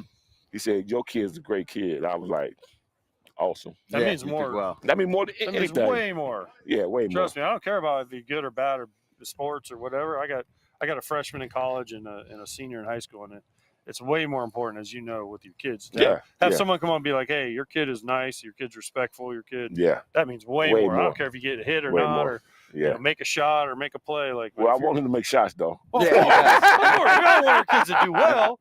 And by the way, his son's a freshman. Oh, keep him away from my daughter. 20 something. Keep him away from my freshman daughter. Okay, I'm just saying. I'm just saying, it's he's not a like young seasoned vet. 18 though. No, my daughter's He's 19, so 18, it's just, yeah. but she's far away, so that's good. That's right. You That's right. never know in this world. It's a small That's true, world. That's true. That's true. If he's as good looking as you are, then maybe. Very, I don't know. very good. He is. Very good kid. He's bringing it. All right, so tell us what you're working with here. I mean, how's your golf game? Golf game has took a little toll. You know, when you live in New York at this time of the year, you really don't get the chance to play golf. The last time I touched my club was a month and a half ago, probably. So I'm gonna look to build on each day and get to the 3rd day and play great. I hope. Okay. Are you a power guy or Not a precision? power guy. I'm a finesse guy. Finesse? I'm a basketball player. We finesse. True. I'm But not Charles Oakley. I ain't Charles Barkley. I'm a finesse guard. yeah, but Ron, I'm a you point played. guard. I mean, that was my prime time watching. You guys played a different game back then. They fouled a little harder. But see, you gotta understand, when you're a guard, you know you're going to get hit. Yeah. So you gotta get hit back too. So I like to hit some people too. It wasn't like you were dodging contact. No. I mean, you were like, you were like, listen, you were like today's guys, like, oh, I touch you like this. Oh God, I'm dead. Get the paramedics. You watch these guys; they flop more than anybody I know that flop. It's part of their game. I mean, I've talked to guys that are like, yeah, it's part of our game. Like we know when you feel this and you go, or how about the fouls where they kind of just flick it up when they know once there's contact and It's they're bad. like half court. I said if I was a guy and I know they're gonna call for foul, I'm gonna hammer you. You know who started it? That guy right there, Tony Kukoc. Tony Kukoc. Right there. He's the one who started. Came over and started it. Flops more than anybody I know That's too. what I'm saying. He No, came over and Kukoc. started the whole thing. Kukoc is the greatest. Tony No, he said Kukoc. that you were the first guy to come over. This is from my Europe and man start right flopping. here, TK. Stop flopping? Flopping. So let me Oh, tell he touched you, me. let me I'm tell you a proud. funny story about him. So when we playing with the Bulls, right, and we be in the ball game, and you know, MJ, I get it, Kerr, everybody get it, and he go, "Hey, Mickey, I'm over here. Give me a chance." I said, "Tony, if you don't make the first shot, I ain't gonna pass you again." I hit him on the wing. He let this thing fly. I threw it to him 5 times straight, and then MJ goes to me. I said, "Man, you get all the shots any damn way. Let this guy play too. Let this guy play too. Let get a few guys we get shot too." Heck yeah, they did. That's the problem I had. I had a lot of people who wanted to score the basketball, and I had the basketball. So how do you decide who's going to get the basketball? You give it to MJ. No, But MJ can create it himself. See, people don't understand what MJ did. MJ would tell you, "I'll need you to score. Go out and score." Because if you're scoring, that means they can't leave you to go help on him. So MJ was smart. MJ knew he was going to get his points. Either way it go. MJ know the last 3 minutes of the ball game, I know what play I'm calling. Phil don't even have to tell me. I know where I'm going, where he want the ball at. So that's the easy part. That's good. Agreed. That's Agreed. good. Yeah. Kratz, you got one? Yeah, can you hear me all right, Ron? Yeah, I got you. Settle it then. You played with them. Who's the GOAT all the time? My kids are all in this area. Dude, this ain't even a question. So I'm gonna give you the answer. I get everybody. Yep. There's only one player in the history that won regular season MVP, scoring title MVP, defense player of the year, and MVP in the finals. There's only one guy who won 4. The same gold award in 1 year. His name is Michael Jordan. And he didn't only do it 1 time, he did it 4 times. So if you can win all those awards, what you think is the best player? Listen, nothing against LeBron James. LeBron James, I tell people LeBron James is in the category of Oscar Robertson, Irvin Magic, great facilitator, great teammate, can do a lot of great things. But we talking about being the best at everything on both ends of the floor 4 times. Listen, as a member of MJ's golf course. Oh, yeah. You know who I'm picking. Yeah. You ain't got to ask me. Yeah. You know who I'm picking. Yeah. Listen, that's someone that watched him play golf and been around him. You know who I'm picking. So have you ever met a guy who competes at everything? Oh, my gosh. No. And Walking down the street, he's talking shit to you. Oh, he's one of the cheaters too of all time. So you know, doing the basketball game, they got the thing that running around. Yeah. And he used to come in before and ask them which one's gonna be first place, and then he will bet me and Pippen. He must have hung like 6 aces. And I'm like, you must be cheating. No, I don't know who's gonna win. So I went over to his score table. I asked the guy, he's like, I told him. I'm like, I'm not paying you anymore.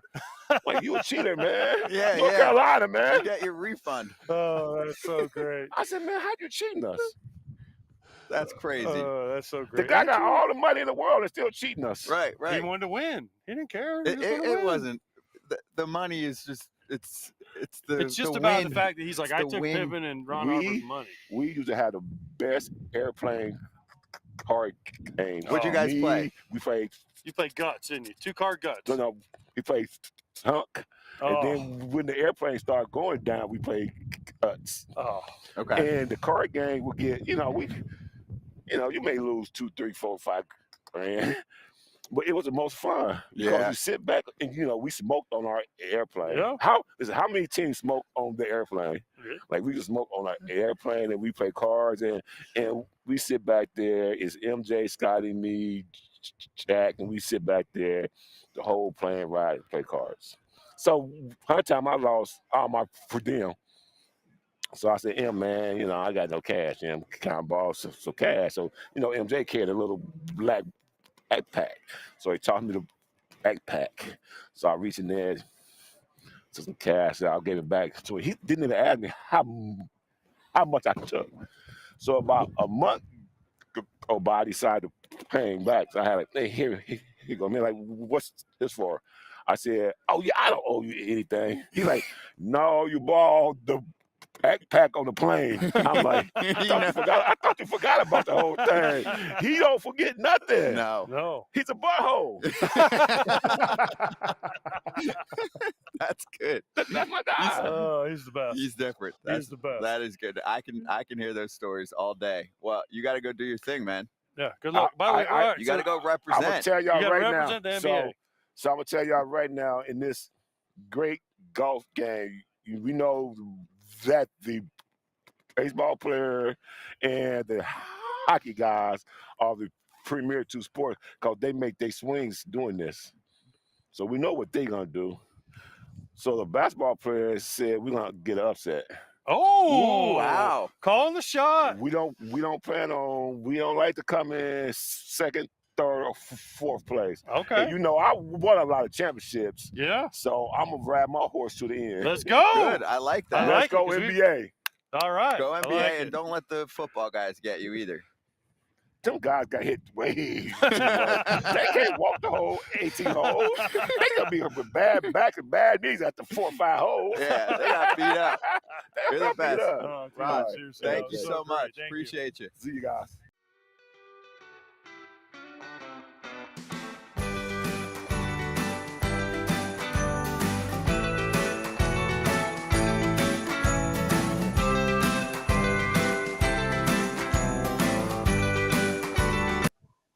Hey, 2-minute Q&A, and then we'll jump in the weeds, talk about some Soto contract drama, Loáisiga signing, Carlos Correa speculation, overblown, etc. But before all that, Bourbon and Baseball.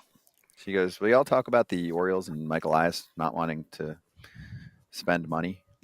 So I don't hear them as a potential likely destination for Who, the Orioles? keeping Burns. What's the plan here? The Orioles, I don't know what they're doing, man. I don't know. Kratz, maybe you can call Michael Elias. I don't know what they're doing. My game picking up for me. Tyler O'Neill, nice signing. Who they signed some? Gary Sanchez, Kratz's boy, nice signing for a backup catcher. But gosh, I still feel like they need pitching and they need somebody at the back end of that bullpen. I know Bautista's coming back, but do you trust him coming off Tommy John? I mean, I'd still like him to just go out and get somebody. I mean, they got Eflin. I don't know where Bradish is at in his recovery, but they need some help. Kratz, their pitching is going to get bashed. It is. I mean, they're expecting a lot from what they have, but if you would add a Sean Manaea, if you're not in on the Corbin Burns, does that do it for you? I don't see him having a reunion with Jack Flaherty. Does that even do it for you? To me, if you don't get Burns, you might need to get 2 guys. You might need to trade for somebody. Who else is available out there right now? I think they need 2 guys anyway. Oh, who else is available? Jared Jones and Mitch Keller. Yeah, there you go. Actually, Paul Skeens. that's not a bad matchup. Kobe Mayo. Nestor. And Nestor, Heston Kjerstad? Sure. Kjerstad, I think, is high up there on the list of a guy that gets moved in a deal. I mean, they just brought in Tyler O'Neill. So, TBD. They're not going to sit. They're not going to do They nothing. got to do It's something, just, though. They got to do They're something. a good 'cause team. O'Neill They and are a good team. Sanchez aren't enough. No. Aren't enough. They're not enough. I'm Yep, sorry. exactly. To compete with what the Yankees are trying to do again, and to compete also with what the Blue Jays and the Rays. I mean, it's Red Sox are trying to compete again. It looks like with the Crochet trade. So the Orioles got to do something. And plus, the window is closing. Rutschman another year, right? Yep. Gunnar another year. All these guys are starting to put years on now. We're like, oh, they're so young. It's starting to close tightly.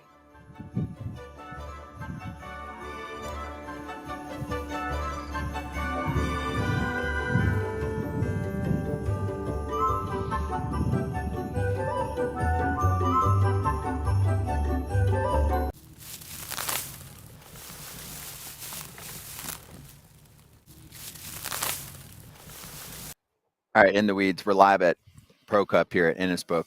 We're in Florida. Copperhead. Yeah. But You have to here's Kratz the don't deal. even know what a copperhead is. One, I know what a Copperhead is. Two, shot an 84 at Copperhead back in 2012. What Three, tees? Red tees. you didn't even invite me. Oh, I always play the blacks. I always play the tips. No chance. No What's chance. the other one called? What's the other course called? It's Copperhead and what? I don't know. I only heard of Copperhead. That's Kratz's favorite snake. Copperhead? Yeah.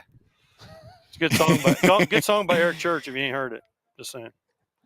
Hey, Pat Mahomes is about to join us. Mhm. So while he's getting set up, mic-wise for a minute, the Soto contract bonuses, some of those came out on top of the other incentives and escalators and all of that. Mhm. So for MVPs, kind of normal, right?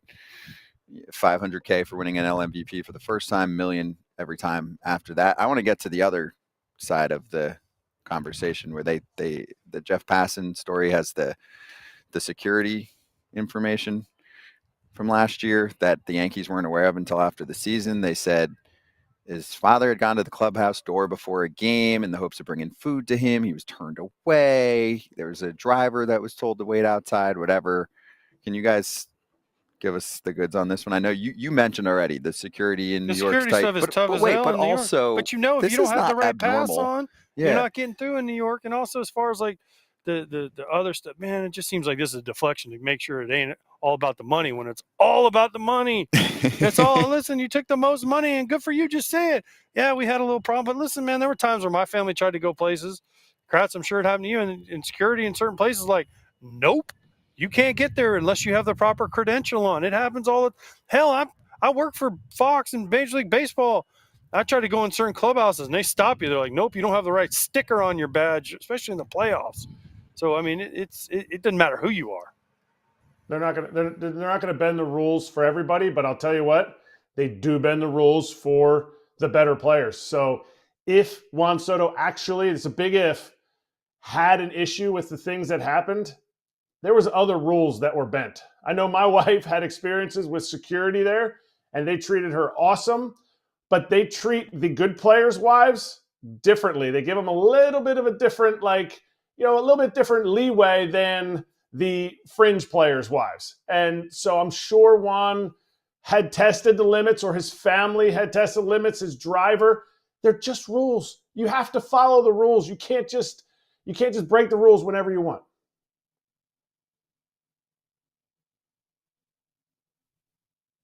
I guess I'm still here because they're trying to get Mahomes into the seat. Kratz, you can hear us, no? Kratz, you can hear us, I can right? hear you now. I can hear you We're now. good now. Come on back. Okay. Come on back. All right. Surely they can see us now. There we go. There you go. All right. See? I don't understand. Your chair was like 6 inches that way. It didn't Yeah. make that big of a difference. We did it. Patrick Mahomes joining us right now on FT, playing here in Wait, the tournament. Pat or Patrick? Pat. Pat. That's Pat what I thought. Because Mahomes. I'm like, LaTroy never called you Patrick. I know that. No, never that. You know, he always called me Silky Pig. But, How'd you play? Oh, I didn't play. You know, Oh, I'm you're just here I'm hanging. I'm one of the guys that helped get it started and everything. So first one was out, trying to make sure everything's running smooth and make sure we're doing it the right way. And so far, like it's going pretty good. Mm-hmm. You don't know this. We met a long time ago. Oh, when I was with the Twins and LaTroy and all them guys introduced me to you. And before we even get into anything else about the Pro Cup, I got to ask you a question. There's a legendary story about you. And I've told this, and I'm probably wrong, but you tell me I'm right, please. That there was a water bottle on top of the cage in Minnesota, and they bet that you couldn't reach up and grab it. And it was like 12 foot high, and you jumped up and grabbed it and told them all basically to beat it. Yeah, that was one of the few challenges they were giving me because of my basketball background. And we were in spring training one day, and they put one up there, and I just had to show the boys like I Yeah, still see, got a I've little told that hop. story, and people say, there's no way. And I said, I heard this from numerous people. Guardado, Hawk, and all those guys would tell me, and I'm like, there's no way. So 12 foot, they put a water ball, and he jumped up and grabbed it. Wow. On the batting cage. Kratz, you know how tall the turtle things are. Young and dumb. Ooh, that's height. Young and dumb. Yeah. Young and jumpy. I don't know about dumb. That's but some young bounce. and jumpy. That's some bounce. Could anyone else do that? I would like to think that LaTroy could. He actually wasn't there, but we used to go down on Saturdays go down to the Target Center and play basketball with a lot of Timberwolves players and everything, and he was pretty impressive. Who did you play with? Who was on those T-Wolves teams? J.R. Ryder, Doug West, Christian Leitner, all KG these wasn't guys. there yet, right? No, KJ. Actually, a funny story about him. Me and Scott Erickson lived in a penthouse right downtown Minneapolis, and Scotty had got traded that year, and at the end of the season, they were going to lease the place out, and it was KG. They brought him in. He was 18 years old, 6'11", looked like he weighed 150 pounds, and then you found out exactly who he was years later. There you go. Go ahead, Kratz. All right, so you saw the Juan Soto signing, I'm assuming. How do you compare yes, I that? did. And is it fair to compare it to what your son got? Baseball money's a little different, Yeah, but not for a quarterback that's won all them Super Bowls. Well, I mean, he actually signed his after he won the first one, so I guess we had a few more stacked up. Renegotiate. Yeah, I don't think he's gonna do that. In the NFL, No, but you can hold out. Yeah, he can hold out. He's doing it pretty well though. Yeah. He keeps restructuring it every year. I think there's a company out there, and I looked at your shoes.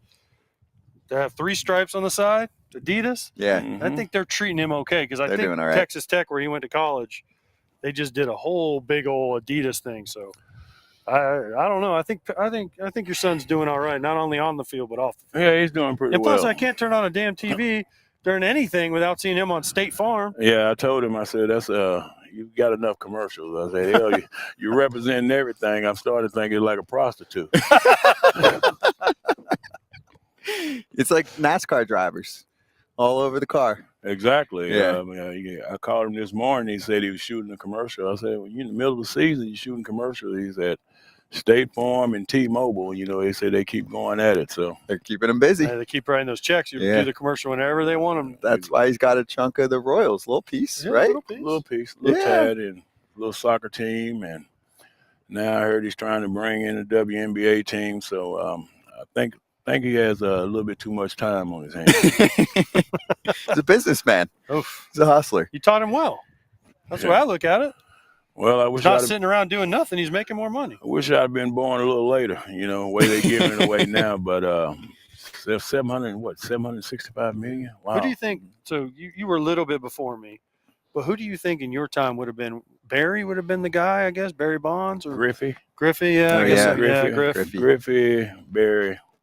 But I don't know. Back then the power hitters hit 350 and had 130 RBIs, so didn't strike out 200 times. So I guess a lot of guys would have been in that market right now. Who's the toughest guy you faced? Albert Bell. Oh God, that guy. Wow, he didn't hesitate. Dude, that guy was such a he was mean too. He'd look at you. I was catching. I'll never forget. I first got called up, and he comes up to hit, and he just snarls at you like, "Oh, I don't want to mess with you." I had this little thing. I used to try to, intimidate some of the hitters, throw up in the end and stuff. And needless to say, that was the one guy I didn't never try that theory on because I thought he was going to come out there and whoop somebody's butt. Did you see the story? It was on Twitter and the other day. Frankie Rodriguez. I don't know, was Frankie Rodriguez around when you were at the Twins? Oh, yeah. So I played with Frankie in AAA and in the big leagues of Minnesota. And he threw one and hit Albert Bell because Puckett got hit in the face. And so he hit Albert Bell like in the shoulder. And Albert looked at him and said, if it was anyone but Puck, I'd come out and kill you. Now, listen, I know Albert Bell was a strong dude, but there was one dude I would never – and Frankie Rodriguez was the one – that would have been one hell of a fight. Sounds good. But I'm going to tell you, I was there. Were you there for that whole thing? I was there. Puck got hit by Dennis Martinez, and it was pretty nasty. And I remember going up, and I had tears in my eyes because, everybody loved Puck, and he's telling me, he says, it's not that bad. He said, it looks worse than what it feels. So I go back down the stairs. Of course, it's 44 stairs. Go down the 44 stairs, and Frankie's sitting there. I'm like, hey, man.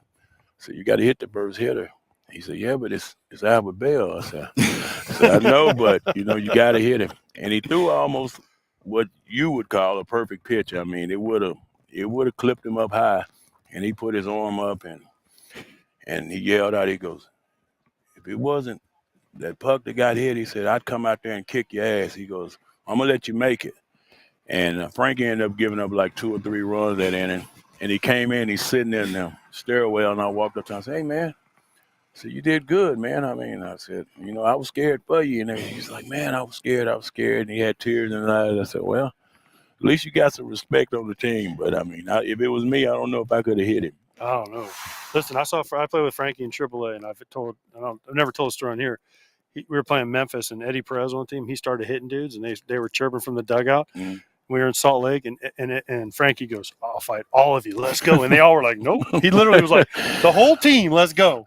And Frankie, they all were like, "Nope." Frankie was a tough guy, man. That dude was crazy. He was good, great teammate, but he was crazy. You mentioned the 44 steps, right? And you've heard the Cal Ripken story. No. You never, where he did in like 5 jumps? No, I've never heard that. Yeah, we had, I think we did either that, Ken or Kirchen confirmed it. So he used every time he'd come to the Metrodome, he would I try to remember see him how many doing it. steps. Yeah. I mean, if you can reach up and grab 12 foot, you probably could have beat that.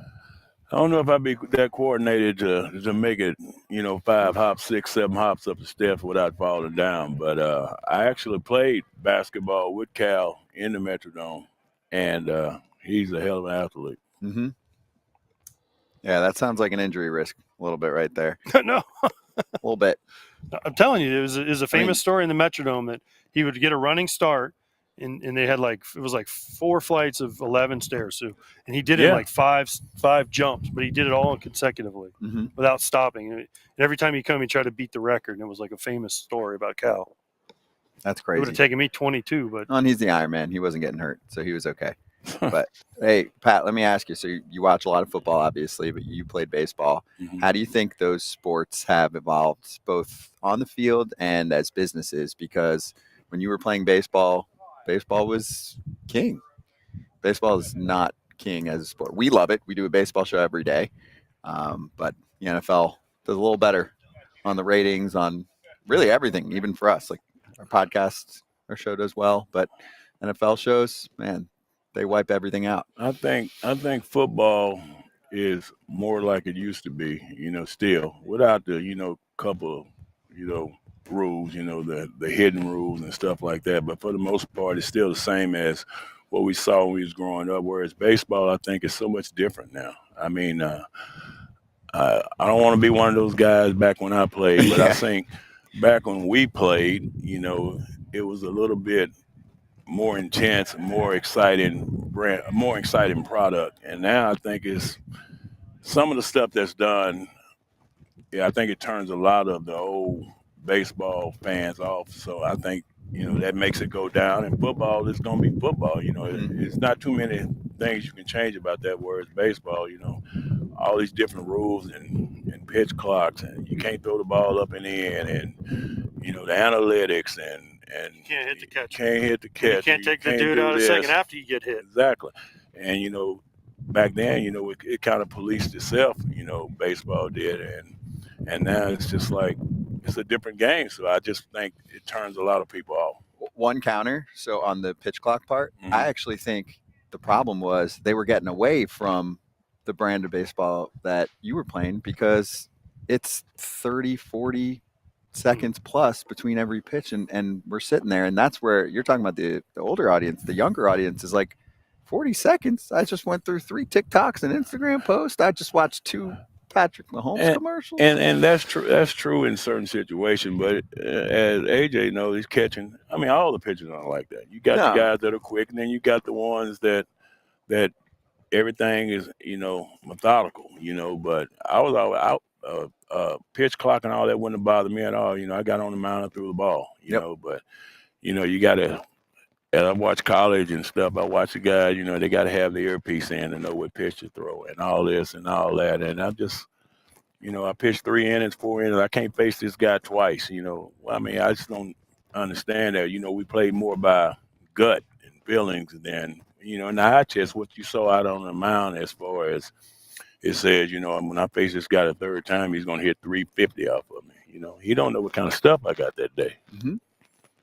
All right, so I need your evaluation, your gut feeling, and I'm sure you've been asked this a ton. We can agree Patrick wouldn't have made as much money as he's making in football as what he, if he had kept playing baseball. Would he have been able to make the adjustment to have a similar big league career to what you had he stuck with baseball? Can't hear him. He wanted to know if Patrick could have had as good of a career playing baseball if he would have stuck with baseball. I don't know. Patrick was a pretty good player. He would have got drafted as an outfielder. So, I mean, of course, he threw 95 in high school, but hitting wise, it's a whole different animal. Got to hit them sliders. That's what I wanted to do when I came in. I wanted to be a hitter. So, as far as good of a career, I doubt it. I never envisioned him being this type of football player either. I was a guy that was trying to get him to quit, when he was in high school, told him he was wasting his time. So this football thing's been magical. So the answer to that would probably be no. Does he give you a little crap for that? Like, hey, remember when you told me I should just do the baseball route? Every once in a while, but for the most part, he's too nice for that. For the most part, I can understand. He's been in baseball clubhouse since he was 4 years old, and pretty much knew the game up and down. And the football came late, and it was interesting to him. He wants to learn. He's a kid that wants to learn, and it was new to him. So for him to go out there and dive into something that he really didn't know and put all his time into it, he just kind of ran with it. Oh, yeah. He ran well. Well, thank you so much for stopping by. Thanks for having me, man. Good to see you again. Good to see you again, too, bro. Pat Mahomes with us on FT. We'll be right back. I think I got it.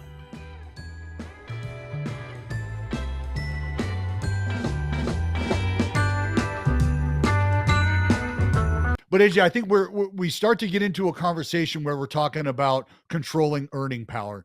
And I don't know that conversation is going to go very far when we're starting to talk about the folks whose earning power we are talking about capping or controlling.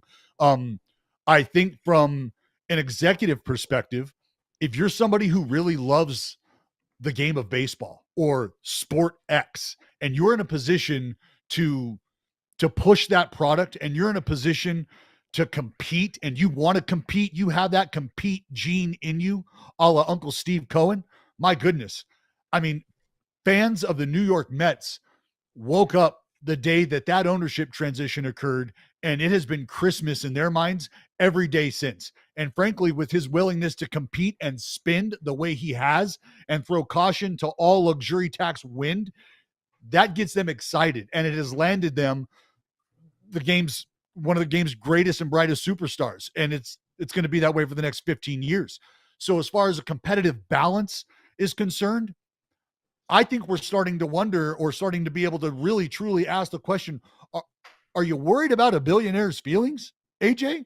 Or are you worried about the folks who support these products, the fans, and what they're getting out of their experience? Because that's where my mind goes, is I know what it's like to feel like you're up against the world before the first pitch is ever even thrown, because you feel like you're not even competitive when it comes to dollars spent, your ability to attract free agents, sign or extend in-house talent.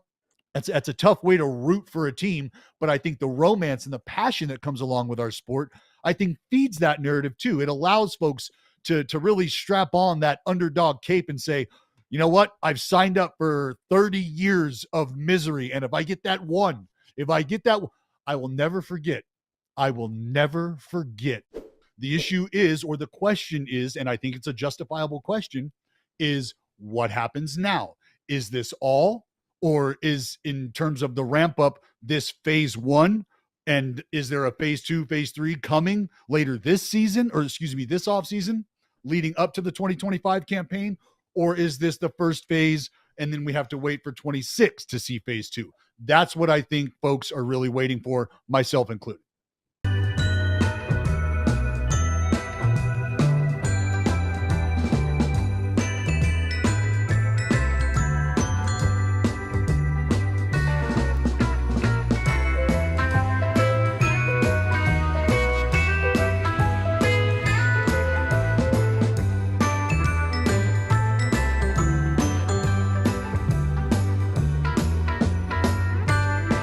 All right, so we've got Derek Lowe, and I looked over at you and I was like, I feel like I just saw Derek. Did we just interview him? No, I was watching you on the Netflix doc, man. The comeback. It was good, man. It was really freaking good.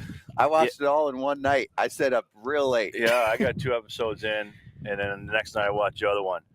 So we did it in spring training last year. I sat for 3.5 hours. Like You Jason, can't sit for 5 minutes. No, buddy. This is hard for me to do. Hours. And they would ask you questions about 2013, and I can't tell you how many times I said I just don't remember, because they would ask questions such as like, "Hey, you guys remember the game mid-August? You guys were down 7-1. You came back and won. Was that a momentum builder?" I'm like, I have no idea what I did yesterday. So it was good. I mean, like I said, You had it some was good answers on there, though. Really good. You faked your way through I it did very well. fake it. Yeah. You were like, all you kept saying was, "Well, we won." I know we won. I don't remember how Well, we won. I don't know, but we won. We had a good team, and we won, and the Yankees choked. So moving on. And you threw on 2 days rest, right? Yeah, Didn't you throw on 2 days 2 rest? days. But I only pitched like once in the last 16 days. I was relegated to the bullpen, so I was fresh as a daisy, and I needed it because I had a terrible 04 season. People don't remember that, like a 5.7. Nobody remembers because you I won. know. Well, no, I forgot until I was watched, terrible. you just think like, oh, they had this guy, Derek Lowe, and he's on the dock going, yeah, I was terrible. I was. And then it saved worked out. It saved my career, literally. But how you doing, buddy? Everything good? Everything's great, but Yeah. I watched it too. Watching it because I played against y'all, and obviously I played against you forever. And I played against that 04 team, and I remember thinking like, these guys. We played you in San Francisco that year, and I think we took 2 out of 3. And I'm like, these guys ain't very good. And then all of a sudden, I look up and we weren't. Wham Man. bam, 0-3 down. The We comeback. weren't They got very good. Netflix. And everyone blames Nomar. He got traded, and we kind of took off after that. It was not his fault, obviously. But Orlando came in, David came in, Doug McCavish came in, so it did give us a little energy. But you feel bad for guys like Nomar. He's an icon. We trade him, and then all of a sudden, like to your point, we were almost 500 until August 1st, and then we kind of went on a run. But great times. Can't believe it's been 20 years. Yeah, Is it? That's crazy. Is it?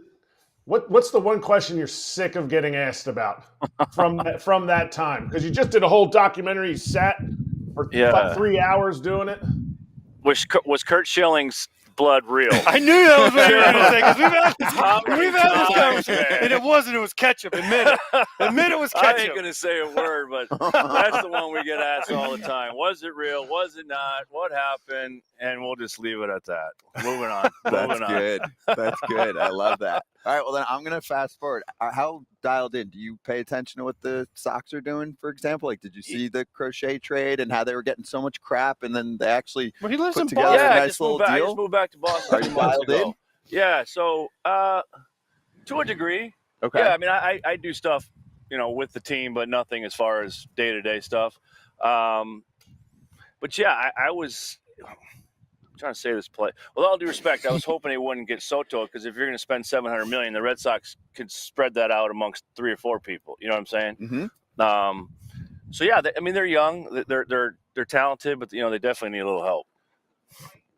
They need pitching. I mean, obviously, they just got. They need sinker ballers. Right. They just got Crochet, but that's been the thing. They're like, hey, you guys gonna put up some dough and get some pitching going, right? And that's, obviously, I mean, you can't win without it. I mean, you can't score 5-6 runs a game. But like you said, every team in baseball, if you ask what do you need, is pitching. Sure. There's only so much to go around, but they'll figure it out. Obviously, the last 2-3 years haven't been the greatest, but hopefully this year. You said you were kind of dialed in. If you said you thought they were going to get Soto, you ain't dialed in at all, because the Sox ain't spending. This isn't 04 anymore. How does that make you feel, going that this is your 20th year, and you see how the Sox are not spending up to the caliber it used to be? AJ says it all the time. He's like, I lived it. It was Yankees did something, Sox answered. Sox did something, Yankees answered twice. How does that feel as an ex-player where you're like, dang, man, why can't we get back up in here? I mean, you got to – obviously they have the ability to spend. I mean, I truly believe that if there was somebody out there or guys to go out, they would go get them. I don't think they're not doing it because of money, I hope. But, yeah, I agree. Like you said, back in, the olden days, they'd get a Teixeira and a or whatever it was, and we'd go out and get a Manny or, who have it. But, I hope they spend. They're amazing fan base. They're dying to get back into the World Series hunt. And so, again, I mean, I truly believe, obviously, if they find somebody, they'll go get them. All right, let's finish. Oh, go ahead, Kratz. You got one more? How on earth did AJ get 5 hits off of you? It's unbelievable. It's unbelievable. If only, man, it I took me bet they're 17 all. at I bet bats. they're all between shortstop and third. You kind of stay back, sinker, wait, slap, run, talk smack. I don't think he ever stole a base, thank God, because that would have been embarrassing. By the way, so we were teammates, okay? We were teammates for not very An long. hour. Yeah, more than an hour, but in Texas in 2013. And I'll never forget, we were playing golf. We played golf. Remember me, you, and Derek Holland? You were a free agent. Yes. And you're like, what about Texas? I'm like, yeah, let's go. Bring it on. And then about a week later, Derek Lowe and I are showering together after this golf round. I don't know. Maybe I called Scott Boras. I don't know what happened. Yeah, it came out of nowhere. I think, honestly, Mike Maddox was the pitching coach and decent friends with Greg Maddox, and I think that kind of how it came to fruition. But, yeah, I didn't have Texas on the radar at all. My last year and a half was an absolute gong show. 3 months here, 2 weeks here, living out of hotels. I'll never forget my last pitch in Texas was an 81-mile-an-hour fastball, and they put changeup on the board. For all you kids out there, that's when it's time to go. That's a good story. I mean, okay. I'm just saying. I get it. I'm just saying. All right. Well, I caught it barehanded too. And I was like, man, you threw the rosin back? That was embarrassing. You don't be that guy here, though. No, I won't be. Me and Kyle Loach tee off in about 45 minutes. Kudos to John Smoltz and everybody for putting this on. It's going to be amazing. I love it because it's a scramble everyone loves playing in a scramble. It can't be that embarrassing, right? You got a teammate. But, yes, it's going to be a great 3 days, and obviously hope we win. By the way, so you guys got to be favored. I mean, you have who's won multiple celebrity events. On paper, Smoltz has won multiple. Mulder has won multiple. Clifford's unbelievable. But I will say player. this: I'm a diehard Michigan Wolverine fan. You think people thought we were going to be at Ohio State? It looks good on paper. We got to go out and play. Just saying. Okay. We'll go represent. Pleasure, man. Okay. Good Be to see you, Good D-Lo. seeing you, AJ. Appreciate you. Be good. Thank you. We've got NHL Hall of Famer and really team captain of the hockey guys, Jeremy Roenick, with us representing the Pro Cup. So you guys ready? Do you call yourself the 2 seed? We do that very quietly. Okay. Yeah. Or maybe not quietly, but openly. But quietly, we're like, does baseball really think they're going to beat us? It's going to be great. There's no question about it. I think if you match up those teams, the great thing is a lot of us know the baseball guys and how they play. The baseball guys don't know how the hockey guys play because they're kind of sneaky under the radar, just like everything in sports. Hockey is always, the last to be reported on ESPN and everything. It's the last to be reported here at the Pro Cup, and that we are very strong, very strong. But wait, if the baseball team gets out to a lead, is there a chance we could have some sweater pulling and some on Saturday for sure? Some stiff. On Saturday, there will definitely be some sweater pulling, especially with like Brett Hull and myself being in the lineup. It's happened before, and it could happen again. But there's no question though that there's going to be some amazing golf that's going to be played, and if it is us in baseball on Saturday. I'm telling you right now, it is going to be an epic follow if you're out there in the in the digital world to watch these games go back and forth, these one-on-ones, because our handicap team to their handicap team is amazing, and I'm hoping that's what happens. But again, who knows what's going to happen with people around? The nerves get going.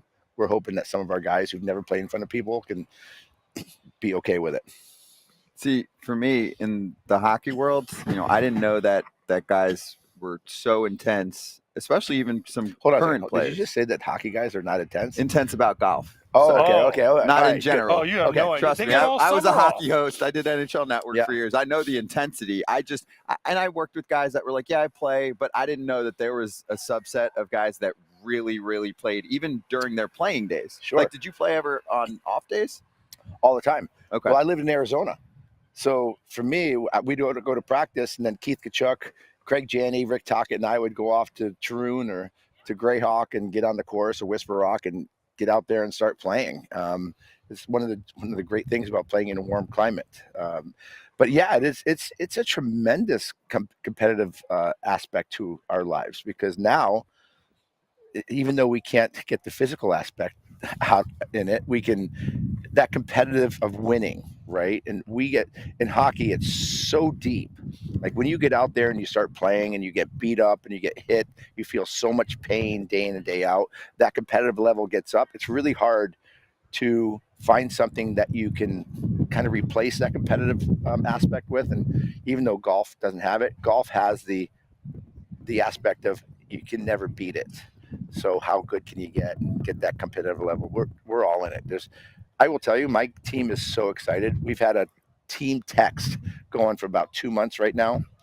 That is, everybody's involved and everybody's excited to be here. And nobody knew how unbelievable that this tournament really is in terms of the first class, the amenities, the competition, the guys that are here. Who are you most intimidated by? Who are you most intimidated by on the baseball side? You're Mark sitting Mulder. there. Mulder, he's because he's tall.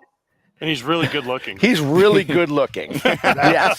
Like every time I look at him, I almost kind of get caught in a glaze. It's like, oh God, it's amazing. And he's so beautiful. And he's ripped up and he hits the ball 1,000,000 miles and he makes everything look easy.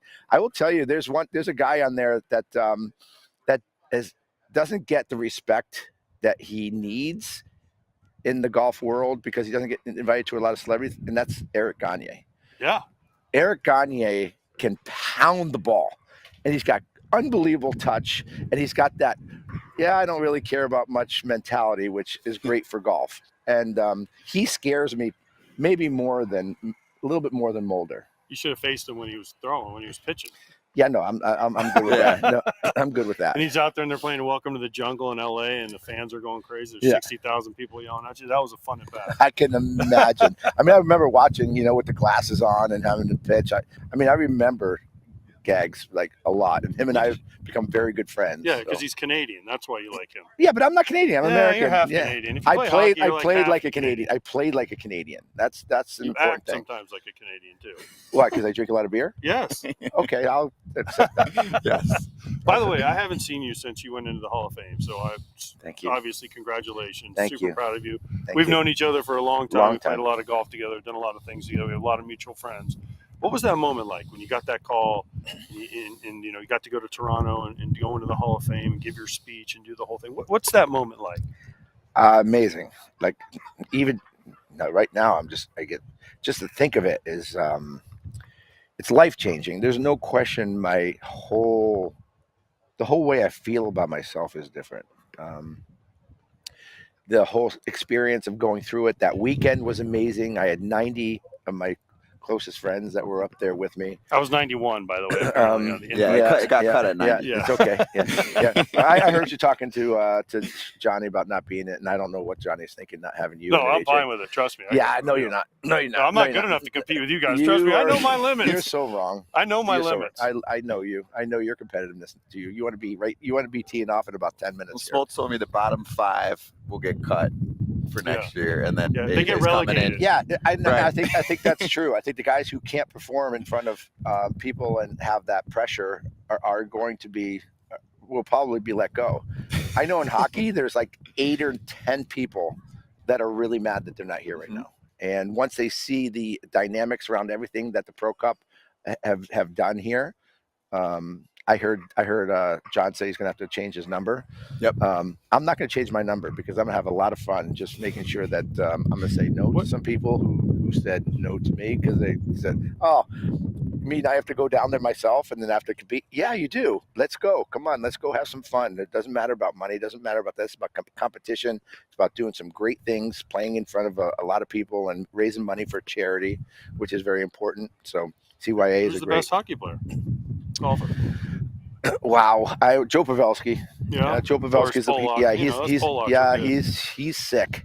He is. He's almost won Tahoe in the last 4 years. And by the way, Madonna. You got no Madonna. Well, Madonna was the captain at first. Yeah, but then you beat him up in the no, corner. he got a shoulder injury. He had to do shoulder surgery. So I told Smoltz I would step in as the captain. So actually, Madonna was the original captain of this team.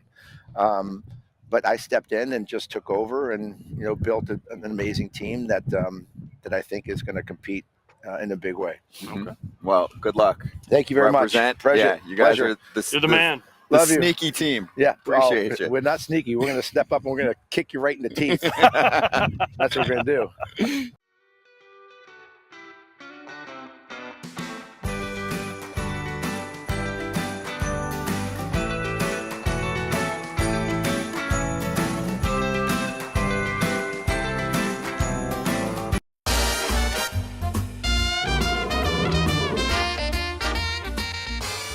All right, we're doing our reviews, right? We're looking back at teams and sitting down and saying, how'd it go? The Pittsburgh Pirates opened up at 72.5. It actually went to 75.5 right before the start of the season. But they were trying to figure out when Skeens was going to get called up. And guess what? If you took the over, you won. They won 76 games. Got a nice little hook dub. There it is. All right. Next season? Yes. Next season, it's got to be higher. It's going to be around the same number just because they haven't gone out and signed someone. Yeah. But if you're a Pirates fan, you gotta hope you win. You gotta be 500. But this is a segment about betting for a few minutes, and I'm saying if that's you're what a I'm betting saying. man, If are you you're taking betting- the over on the Pirates right now? If the No, numbers because in I the think same range, I think the division's gotten better, and they haven't right now. Cardinals maybe will be a little worse, although they haven't Cardinals really weren't very good subtracted either. much, and they weren't great as it They is. lost Yeah. Goldschmidt.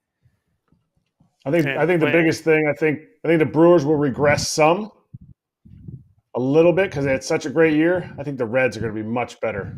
So that's gonna really affect this record. But I would wait till the very last day to see what everybody in that division moves they make, and the Pirates if they make any. That's right. All right, the first bet offer for BetMGM, you know it. Promo code FOUL, FOUL, up to $1,500 back in bonus bets if your first bet loses. Place that wager after you sign up for an account and put at least $10 into that account. If the bet loses, your bonus bets will be available once your initial wager is settled. Props, BetMGM, we love you. Back in a minute.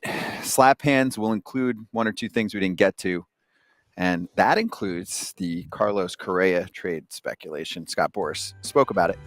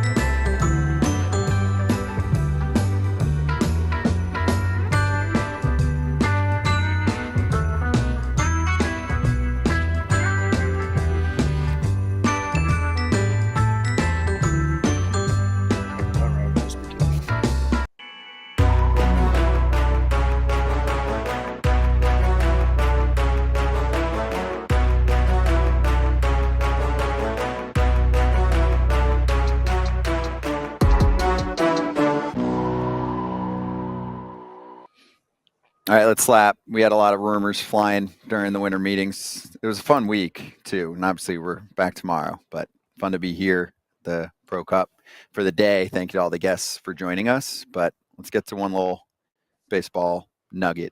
Bobby Nightingale Jr. said that the Carlos Correa trade speculation was overblown this week. Also, Scott Boras, Correa's agent, spoke and said, quote, "The last time I talked to him, Correa, he told me the fishing was good. So, yeah, he's happy there."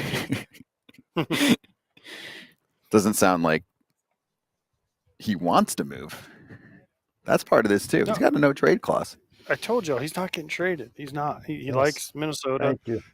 And he's not going to get traded. He's Making just not. $36 million next year. He's taking Don't up care. a big He's chunk not. of payroll. He's not going to get traded. They knew what they got when they signed him, and he was a good player and he's healthy, so they're not trading him. Mm-hmm. No need to trade him. They're So the a game Pirates can away from the reshuffle. playoffs. No, Guys, they were the almost a Pirates can playoff have team. to reshuffle. Who else has to reshuffle? Every- The Mariners do that, right? Where they've got to balance Rays more of do it their all the pitching time. money over to the Marlins hitting have money. traded everybody away. That's not a reshuffle. They're just throwing the whole deck away. Yeah. Well, That's it's a 52 card pickup. rebuild. So someone sent us a super chat on YouTube. T said, "Can Scott and AJ Yes, hit I want on to see you guys camera?" tee off. I mean, first of all, I don't have my golf clubs, and second of all, Scott has to do it shirtless. So there's the bet. Scott would whiff. You don't need your I feel like clubs. Scott would whiff. I would whiff. You know, the last time I swung a golf club, I was probably, in my teens. Let's post it. I've played zero golf. I can post shoot a it. basketball. I mean, I can shoot a basketball. I'd probably shoot. I mean, I'd Not a hit the golfer. backboard. Not a golfer.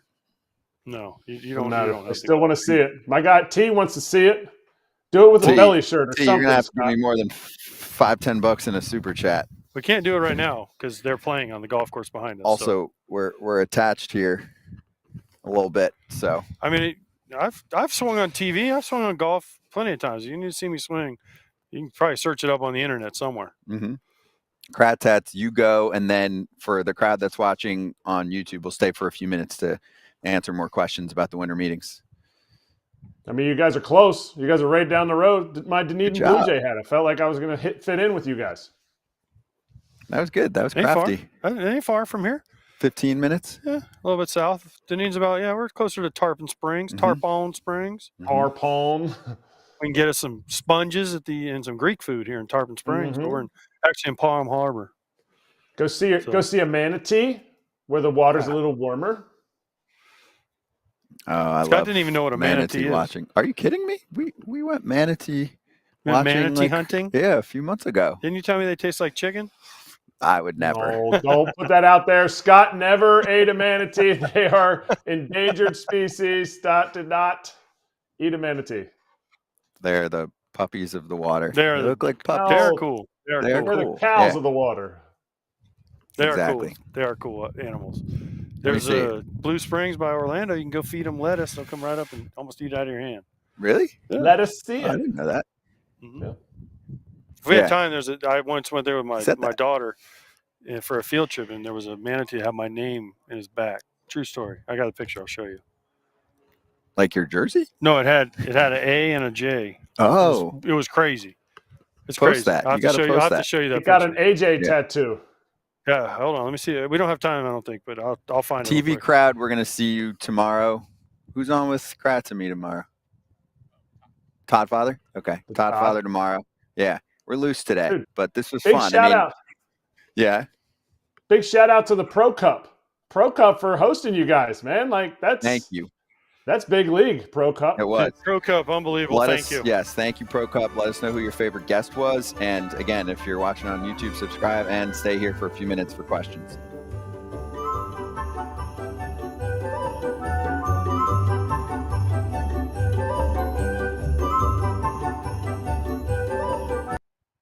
D-Rod said, any news about San Diego from the winter meetings? They've been quiet. And then I saw Nathan in the chat said, cease to Baltimore for Kjerstad. No. Why would the Padres trade Dylan Cease when I saw a little bit of that swirling from people? What about Ha-Seong Kim? We haven't heard anything about him.